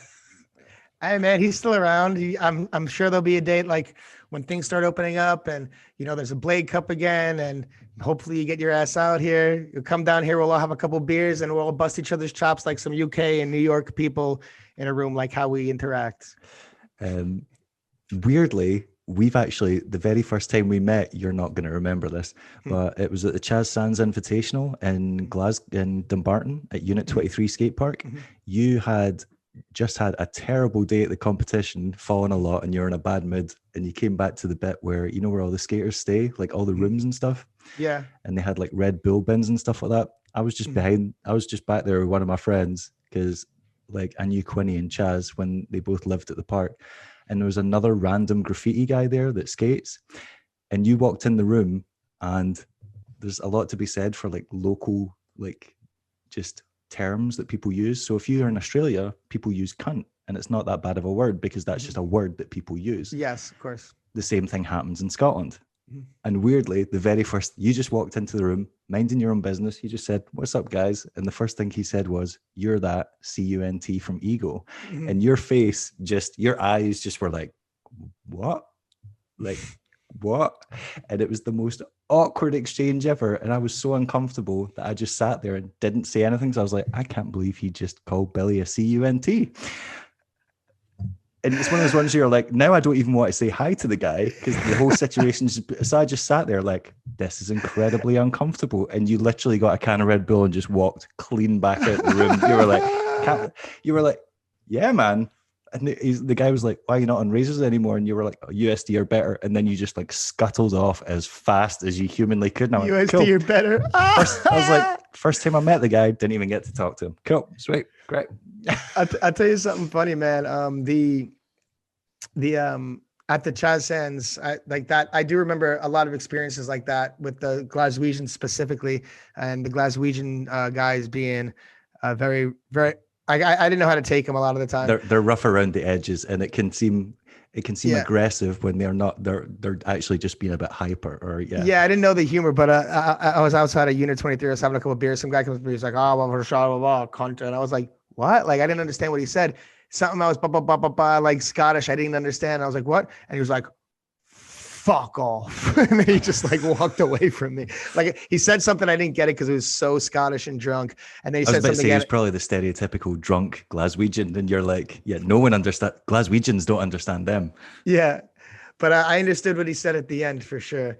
But that was, I think there was I think a culture barrier in Scotland. But and I was also prepped by like everyone on the Kingdom tour, like Glasgow, like it's Glasgow, like it's Glasgow. Be careful, these guys are trying to fight all the time. And I was like, okay, I'm, okay. I think that's a misconception of English people, of Scottish people. I think that's yeah. There's just a cultural Yeah, but then there's inaccuracy Chaz there. Sands out there, and he's a gangster. So everyone's I like, well, suppose maybe, maybe. Chaz is like the Josh Petty of Scotland. He's got that fighting spirit in him. Yeah, he definitely Chaz isn't afraid to punch someone in the face. Yeah, that's Oh true. no, for sure, no. Right, let's ask the question. And this is the first time I've ever done this. I've never asked anyone to ask questions because I watched them on Jumpstreet and I'm like, these questions are awful, or they're like questions that they should already know the answer to. Because there was two that people asked that I just refused to. I sent them the answer because I was like, you should just know this. It's like, Yeah, okay. they were like, why is Billy not on USD? And I was like, here's why. He mentioned it. You Yeah. really need to watch their podcast. Like he tells you this information. It's rough sometimes on the questions with the podcast. Some people ask a question that we answered like an hour prior on the podcast, and I'm like, Yeah. I'm sorry, we have to skip that. You're like, pay attention, right? Yeah. First one, some of them are quite easy, so we'll start the easy ones first. Okay. The cess slide at the start of your freestyle rolling section. So it's at the start when you're like skating down the street. Spinning cess slide around the taxi. Taxi Right? cabs. They want to know if it was planned or if it was spontaneous. No, it was spontaneous. Like those Be Unique, Chris and Courtney Brown from Be Unique, they really were visionaries in every way, and they just always were on. So it just started raining, and I was just doing that in the street, just like because I was working on those spinny things. And they were like, yo, you should do that. Like when the cabs are coming, when the traffic's coming by, just do it, like spinning like in the rain. And I was like, all right, cool. Like I was just doing it best because I was always fidgety on my skates, but nah, that was just completely off the cuff. And yeah. I don't think you get enough credit for those because you've done those in so many different variations on so many things over the years. Like you've got those hurricane cess slide things down to, yeah. Well, Robert Leovanos came up with them first, and then Murda started doing it like crazy, but they back rail this way and spin the other way. So I was doing them, but it was like my switch spin. So I would like learn the way they did it, but the other spinning way worked more for me. So I was trying to just do it to the natural way that I spun. So all respect to Robert Leovanos for that. I was watching his, was it not the ego part, but it was like maybe steal this video. It was a part where he just starts inventing all those ones, and I think it was in Closer. He does the tabletop Closer. one. He It does was the tabletop Closer. one to like Soul Grind or something like that. Backslide Yeah. Hurricane to Soul or something. Yeah. Yeah, I watched that the other day because I just been on, I don't know, watching like old school ski videos lately just to get inspiration. Like, well, think about guests and get inspiration and stuff like that. But yeah, it's he really brought something really cool to the game with that, and I don't think he gets enough credit for sure. Yeah, definitely not. Another question, someone wants to know if your 360 topsoul in your Haitian section, the disaster one that you do over the wall, that you land and you go, I don't care if it's ugly. They want to know if that's the hardest trick you've ever done, which I feel that's kind of a weird question because you definitely did bigger, scarier tricks. Yeah. That was like, I guess you can gauge tricks, how hard they are by like the battle you have with them. Sometimes I've done scarier tricks and I've done them first try and it's just like, wow, that was easy. That trick was particularly hard because it was like in the sun with no shade and extremely hot, and I was dying of thirst, and just like the sun was beaming on my face and I just kept on like falling over and over on it. Yeah, it's up there. One's up there. What would you say is like the hardest or like the scariest trick? The one that you're like, glad I got away with that one. That could have went all kinds of wrong. Okay, well, the biggest battle I ever had was the one I think in Ego, the Soul 360 Top Soul on like Soul 360 Yeah, Soul, long like and down the road in down. Atlanta. Yeah, Yeah. like that was my 21st birthday, and I was like hungover the night before. Or no, was I hungover? No, no, no. I was beat up from like skating because I had to do this film Ego part in 2.5 weeks, and I was just skating every day like ridiculous. And I was had the crap beat out of me from like the day before. It was like the TTP day or something when I got to TTP that. And then he's just like, I know it's your birthday and we're gonna go party, have some drinks, but I just need one trick out of you, just one. So this was the one, and it took me like 2 hours. I would do like the whole rail and then like land it. It's like 25 stair rail, like the whole rail, land into the grass, did the whole rail, land fakie, fall on my back, and I was just like ribbing it and getting messed up. So when I was on the last one, I just jumped off forward, and I was like, because I wasn't even trying to play with the Yeah. fakie again. I was like, I'm out of here. So that was probably like the hardest or biggest battle I've ever done. And I guess, I mean, it's hard, man, because I guess it's hard because there's been some, but I guess the one that worked out the best was was that stadium, the gap to roll in in my mind game part. It's like And down, flat, accidental down. machines, yeah. Because you've done a lot of trick. You did the 540 off the top. You've Yeah, no, disaster. because that was like our hammer spot, right? Yeah. But I wanted to jump into the roll-in, and like a couple days before I went skydiving, and like my adrenaline was on a high for like a week, and everything on earth looked smaller to me now. So like the gap to roll in just was like, oh, that's right there. Like that's just there. Yeah. And then I like jumped into the roll-in once, and then I jumped like halfway down the first roll-in the second time, and then I gapped to the flat of it, which was like really scary, and almost kind of busted my butt on that. And then I was like, all right, let's go. I started from like way too far back, like, and it was like a downhill thing too. And I started just blasting at it as fast as I could. And I just like caught a mute and went into it, and it was over before I knew it. And so like, that was one of the ones I was pretty scared of. That was just like, yeah, like when you're so like in the zone in these tricks, and it's so much energy. You're so like, you don't even really know what's happening till you're rolling away. You're like, oh, yeah, like, all right, because Yeah. you're just so caught up in this energy. Plus, if you misjudged, they had all the trees and the concrete benches at the bottom because there was other tricks that you did. Like there's one where you hopped over on the other side. You do like a grind and hop, or you disaster onto it or something. You do like Yeah. some kind of, and then you miss the bench at the bottom by like inches. And I'm like, he could have just crashed face first into that bench and died. That would, Yeah. yeah, that spot had so many hidden dangers. It was unbelievable. Yeah, I think Alex Brasco, he said after like all the clips, he was like, okay, you guys can stop getting clips at that spot now. Yeah, Like, yeah, and you're using up your luck. Like exactly. eventually it's going to run out. Exactly. So weirdly, I related to the other one. What happened? I've heard conflicting stories about this, but what happened to Be Unique? And are you still in touch with the Brown brothers? Mm. I Okay. heard that they So, sold the company, but that story doesn't make sense because the brand's never re-emerged, owned by anyone else. yeah, I mean, well, from what I know, they were really trying to do a lot with Be Unique in fashion, even from when it was the blading. They were trying to tie blading into like urban culture and fashion.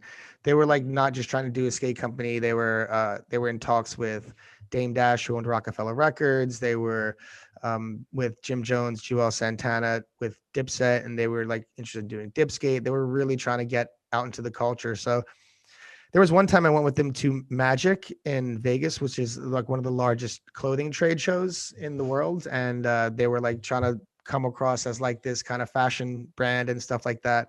And then literally one day they just kind of faded away, like, and just disappeared. And they're like, yeah, we're not doing it anymore. Is it feasible that they sold it? Yeah, I mean, maybe, but I haven't seen anything like you said. But I haven't heard anything like that. And we didn't talk for a while.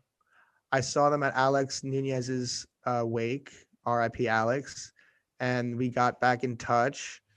And then they called me up, and Courtney wrote a screenplay.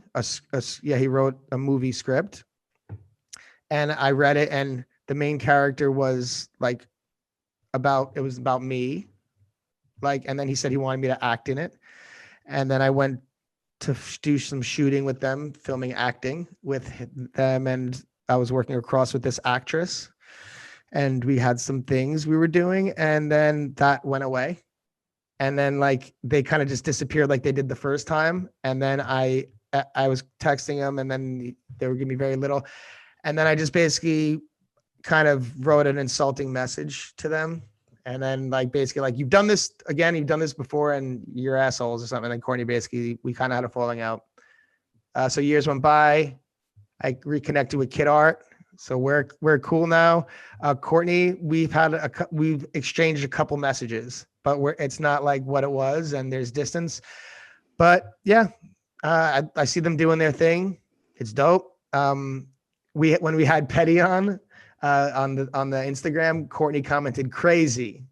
So I don't know if he wrote crazy that it meant we're having Petty, or if he knows that anything. I would imagine he doesn't know a damn thing about the Petty beef. So he probably just meant crazy. Like, so I saw he follows us. I was like, oh, cool. Like that was my first, I didn't know you followed us. So I think, I'm watching them, they're watching us, and we stay in contact here and there. And it's, great times with those guys. All right. Yeah. I'm not asking that question because it's dumb.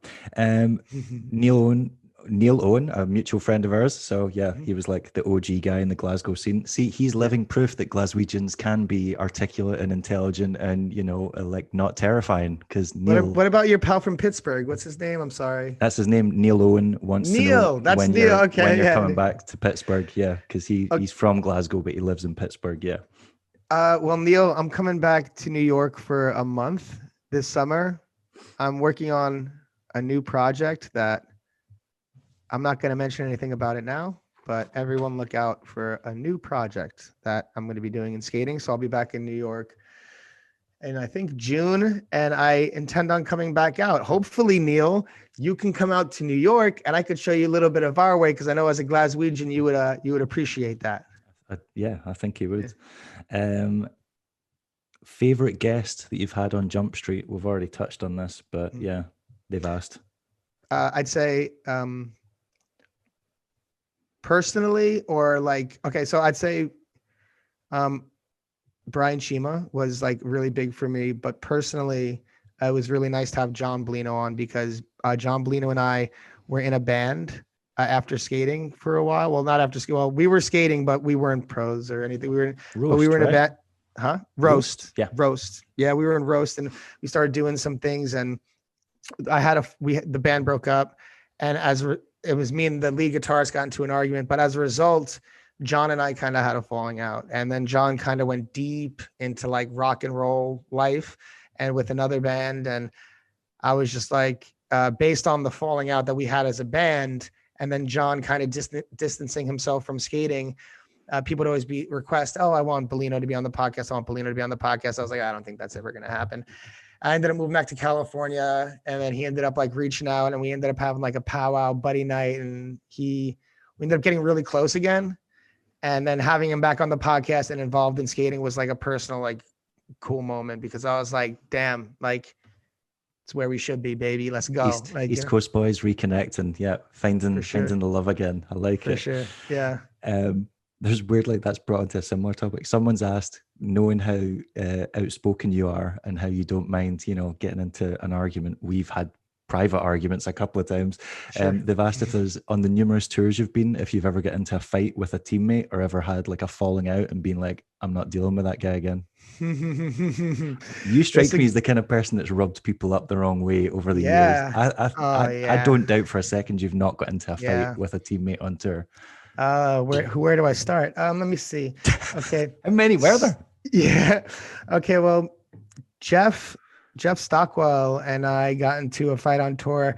We were like drinking whiskey in the back of like a van and like the straight jacket tour. And we were just talking, and we were like talking over each other. And I was like, Jeff, you keep cutting me off. Shut the fuck up.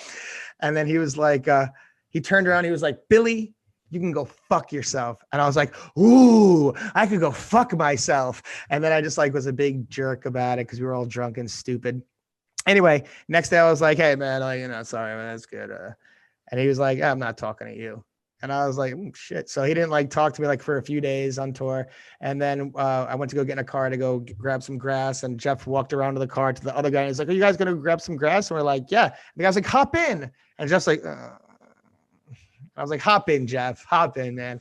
And then we kind of just smoothed it out. And he's a neighbor. He lives like 5 blocks away. So we stay in touch. We see each other like once a week. We've gotten into it. Jeff's not someone I could picture. Jeff was like the least likely one I could think of. He's okay, right? Me and Jeff, I got into it with Bailey one time. And he basically told me I can go fuck myself. And I said, you can go fuck yourself, man. These are people I've spent these are brothers of mine. You know what I mean? Yeah, but you're on tour and then you get tired and then you've spent too much time with loads of people and you just get a bit short tempered. Me and Dre almost fist fought in Russia. And who? Dre Powell. Oh, right. Okay. Mm-hmm. Me and Dre almost fist fought in Russia. Because we were getting into it. He was like, what's up? You want to do this right now? I was like, let's go. And then, so we just got into it. And then like other people, yo, Mike Johnson, yo, chill. So yeah, a bunch of angsty mid-20s. Should have asked if there's anyone you've not fought with. That would have been a better question. Look, man, I'm at the end of it. I do my best. I'm trying to be a better person. I'm a very loud, damn New Yorker. And there are times I'm ashamed of it, but so funny. Jeff Stockwell one. People just got into it. A few people. It's not just me. So you can't hit a guy with glasses though. You can't hit a skinny guy with glasses. That's like as soon as you hit him, he's like, if you hit him and he loses the glasses, you've won the fight. You can't hit what you can't see. Oh, are you talking about like fight? Let me see. Who have I fought? Aiden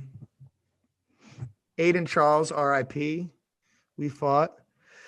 I fight anybody else?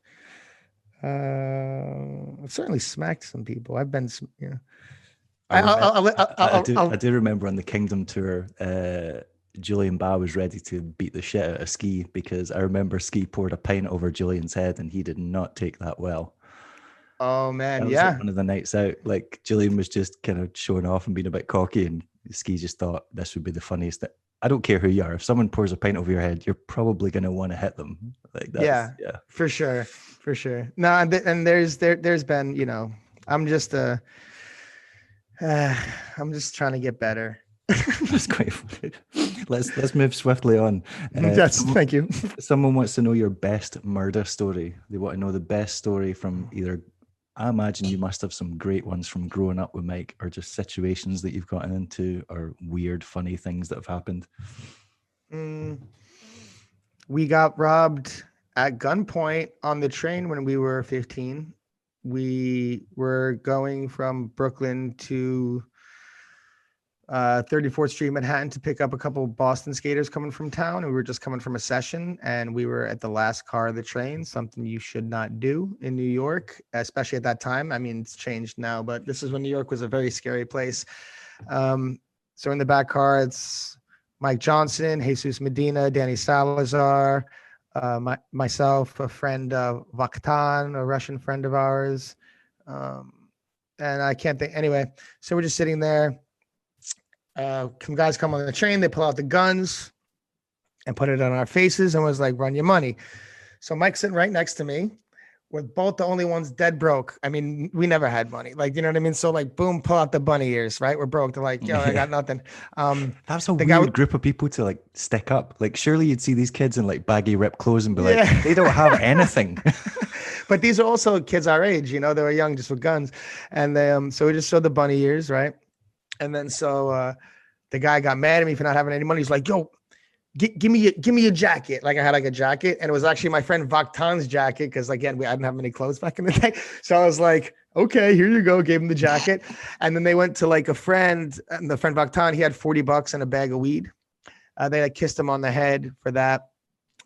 They kept trying to make my friend like flinching at my buddy Rich, and he kept flinching, and they were like, yo, if you flinch one more time, I'm going to shoot you. And then they did it again. He flinched, and he's like, yo, what I tell you? And they just basically wanted a clean shot on his face. And then Jesus came up, and he was like, he got mad because I think they took like 10, they got $20 from Danny Salazar. I think they got $10 from Jesus. And Jesus was like, yo, is it that easy? Is it that easy to get money? Yo, what's up? Can I get down with y'all? He was like trying to be a smart ass. And the guy's like, oh, word, you want to be down? All right, yo, give me a cigarette. I'm going to light it and burn it in between your eyes. Like right here, like burn you like that. And then he was like, nah. He's like, no, you want to be down, this, that. And then it was like this whole thing. And it was almost, they kind of wanted to beat us up too. And we were like trying to avoid it because they kept on doing this whole thing with her. And then the next stop, they just left and like spit at us and then left. And then that's it. And then, so that's the story I had with Mike when we were kids. Wow. Okay. Yeah. Right. Yeah. Yeah. I've had a gun pulled on me once before. You get quiet real quick. You get quiet. It's not a good feeling. Yeah. They were like, you get anything smart to say? I had nothing smart to say. I'm sorry. I just feel stupid right now. Lost for words. Yeah. This is really weird because the next question is, what's the grittiest story you remember from growing up in New York City? So what's like, I don't know, prettiest, the grittiest, or like, I'm guessing like the kind of like roughest thing you've either witnessed or. Because I guess you guys were doing all those late night sessions, because JP told me like people used to go in skating in the city in New York, you know, in the 90s when it was kind of lawless until like 2 or 3 in the morning in like rough ass areas. So you guys must have witnessed some pretty like interesting, colorful things. So like grittiest in terms of like violent, or like gritty in terms of like just gritty New York shit? Yeah. Okay. Well, I've seen, you know, we've seen all kinds of things, people getting stabbed, and, you know, it wasn't like all the time, but, you know, you go to certain areas and, you know, I was skating a park in Chinatown with Rob G. A guy got stabbed like 10 times, and, you know, Rob went over, took his shirt off and used it to clot the guy's blood. There are things like this, but in terms of just like gritty New York street shit and like how we used to live, yeah, we, like I said, we were always broke. So we used to go to like those, like when we were like 13, 14. So we used to like go to like the corner stands, everyone just go in, like just skate in and just everyone grab a couple of things and just fucking blast off, and just like, they'd be like, you motherfuckers, like we'd be stealing things. We used to, so you're telling me as you used to be Casper from Kids. That's what you're telling me right now. Me and Dustin Holland used to stand on opposite ends of 14th Street and 3rd Avenue. That broke. And he'd be like, excuse me, do you guys, we just got robbed. Like, can you help us get some money to go back home to New Jersey? Like, we just need like $5. And then people would just be like, oh yeah, like, you know, here's $5. And we work in corners. And after like 30 minutes, be like, how much you got? He's like, I got like 25, 30 bucks. I'm like, all right, cool. I got 25, 30 bucks. We go like get some food, get some weed. And then like, we'd like, you know, get whatever cigarettes, and then like go and just like, we were just like, it really was like kids. Yeah. And we actually, Dustin Holleran was living with Harold Hunter, RIP, who was in Kids. So it was like actually very similar to the actual movie Kids, that sometimes like, oh, there's Harold, you know, there's this guy. But yeah, so it was like that. That is wild. Yeah. I figured you'd have stories like, because I remember Dustin used to get himself into trouble in the West Coast because people just didn't like that kind of New York attitude they had, and they were like, nah, fuck you, go back to where you came from. Yeah, straight up. We used to call Dustin Let Me Get Her, right? Because like he was like, we all accepted him as like this kid, like who's like a street kid, like he had like no parents, and he just happened to be like an incredible talent on blades. And he was just like, let me get to this, let me get to that. Everyone like let him go because like, yo, he's gonna be the next big thing on blades. Fuck it, here, take a cigarette, take that. Well, we got your back. And in New York, we had a very family sense of an attitude of how we looked out for each other. We're very compassionate people because we all come from some messed up shit at the time. But they don't have that in California. Like, I mean, they do, but it's in certain neighborhoods. It's like, I see it with certain groups of people, but it's like the general vibe of California is a little more suburban and a little more individualistic, and not so much as like, yo, we're all taking the subway together, broke, trying to find a way to get a couple bucks for a slice. They're more like, you know, mom dropped me off at the skate park, or like I drive to the thing like that. It's a different, and I'm not saying for everyone, because there's Oakland, there's San Jose, where like the Bay guys, they're very similar to New York, the Bay guys. And then there's like, even in SoCal, there's a lot of that too. But I'm just talking about New York's one city. You know, California is a really big state, so it's different. Yeah, I know what you mean. Yeah. Right, we've spoken for pretty much 3 hours. Last question, and it's an easy one. Oh, I love it. Dream guest you would like to get on Jumpstreet? Who? I think I already know the answer to this, but who's the golden Okay, goose? I'm honestly, because I cannot go at one. I'm doing at least 3, maybe 5. Okay. Yeah. Who you know? Right. Yes. I mean, you're gonna need to tell the guests, because there might be people. Okay. Dustin Latimer. Viewers. Dustin Latimer, for sure. Ty Chris, I was going through his history That's a of, left field choice. Okay. dude, we were watching some of it. He was around before. He was front flipping over 3 cars and doing vert skating before inline skating. Like he was on quads. So I'm fascinated by him and his like experience in skating. Brian Bowen Smith is a big one too. So I would say Brian will those also be three. able to answer. He'll be able to answer the Savannah debate because he's got a very different take on it, and I know he's got a different take on it because he used to host Ness in I the TV love show, that. Yeah. and he hosted a trick tip with. You remember Jose Cuervo Feliz? Yes, of course. They Jose were like Cuervo, best yep. friends. Mhm. So Brian Smith's like, I've got a trick tip for you kids today, Savannah. And what does Jose Cuervo do? He does a front side Savannah, not a backside, not a 270, not so there's no such thing as alley-oop unity. It's a Savannah because I it's love it. you do it front side, it's front Savannah. You do it backside, it's back Savannah. You do it Okay. 270, it's 270 Savannah. So if he's an OG and Brian Smith's Certainly almost as is. far back as you can go as an OG, if he says Mhm. front side like alley-oop unity is a Savannah, Mhm. it's a fucking Savannah. Mhm. You don't get to Yeah. change the definition. I mean, and that's under the premise that Brian was the one who brought that term forth. I Well, mean, if I was a so, stupid 14-year-old kid, so I thought that Jose Cuervo had invented the trick because he was the first person I'd seen do it. So I was like, well, if he's done it and he's the only person I've seen, he's invented it. Who knows who came up with it. well, we got to get. I'm gonna try to get to the bottom of it, and I feel close to getting him on because Brandon Smith works with him. Brandon said he was open to it. I was trying to make it happen. I feel like we can make that. So I can promise you, if we do get him on, I will ask him that. And also, It'll be the first time I ever stay up for a Jumpstreet because you guys do it at like 2, 3 in the morning. I'm not, but I'm staying up for Brian Smith because I've got questions. yes, love that. And also, if anyone's in contact with Ty Chris, I would love to make that happen. I know, yeah. So Dustin, I hope to get him on one day too. Okay. Yeah. You said 5. That's 3. Okay.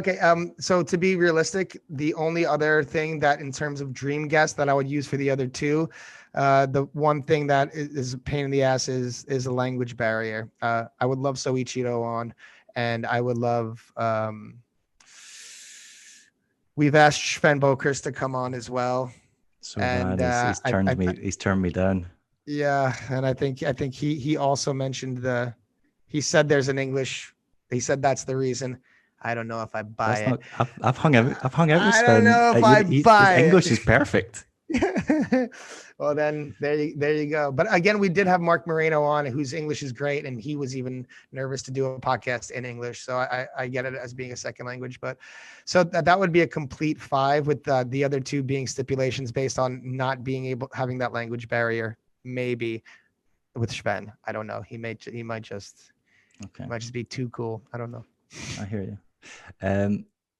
I've got so many more questions. We could literally do this for 10 hours and I wouldn't run out of questions because Can we do it again? We'll do it again. So fascinated with just all the kind of transformations you've went through, the life-changing injuries that you've had, and yet still managed to come back from it, stronger than ever. Just all the kind of trials and tribulations. You had like the unluckiest career with brands. Like you would join a brand and then it would die, and then you had to find a new home, and yet you're like John had it worse. John so had it worse. Yeah. Pretty much everyone on SSM had it the worst luck.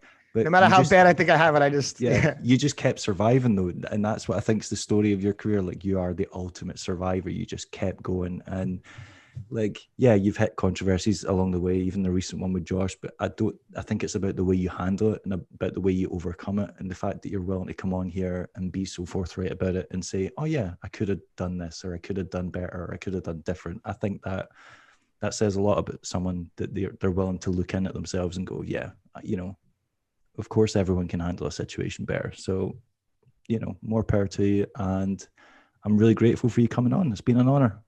Thank you, man. And I think you're doing great. And I've been watching your latest things, and I think, I really like the way you approach everything. And I've taken a page out of Don't your go stealing don't steal my thoughtfulness. thing, right? If I see Bro, you, we do need to work on the spiel though. I'm if I telling you see right you now. wearing glasses and shaving your head, I'm gonna get pissed, right? Don't steal my thing.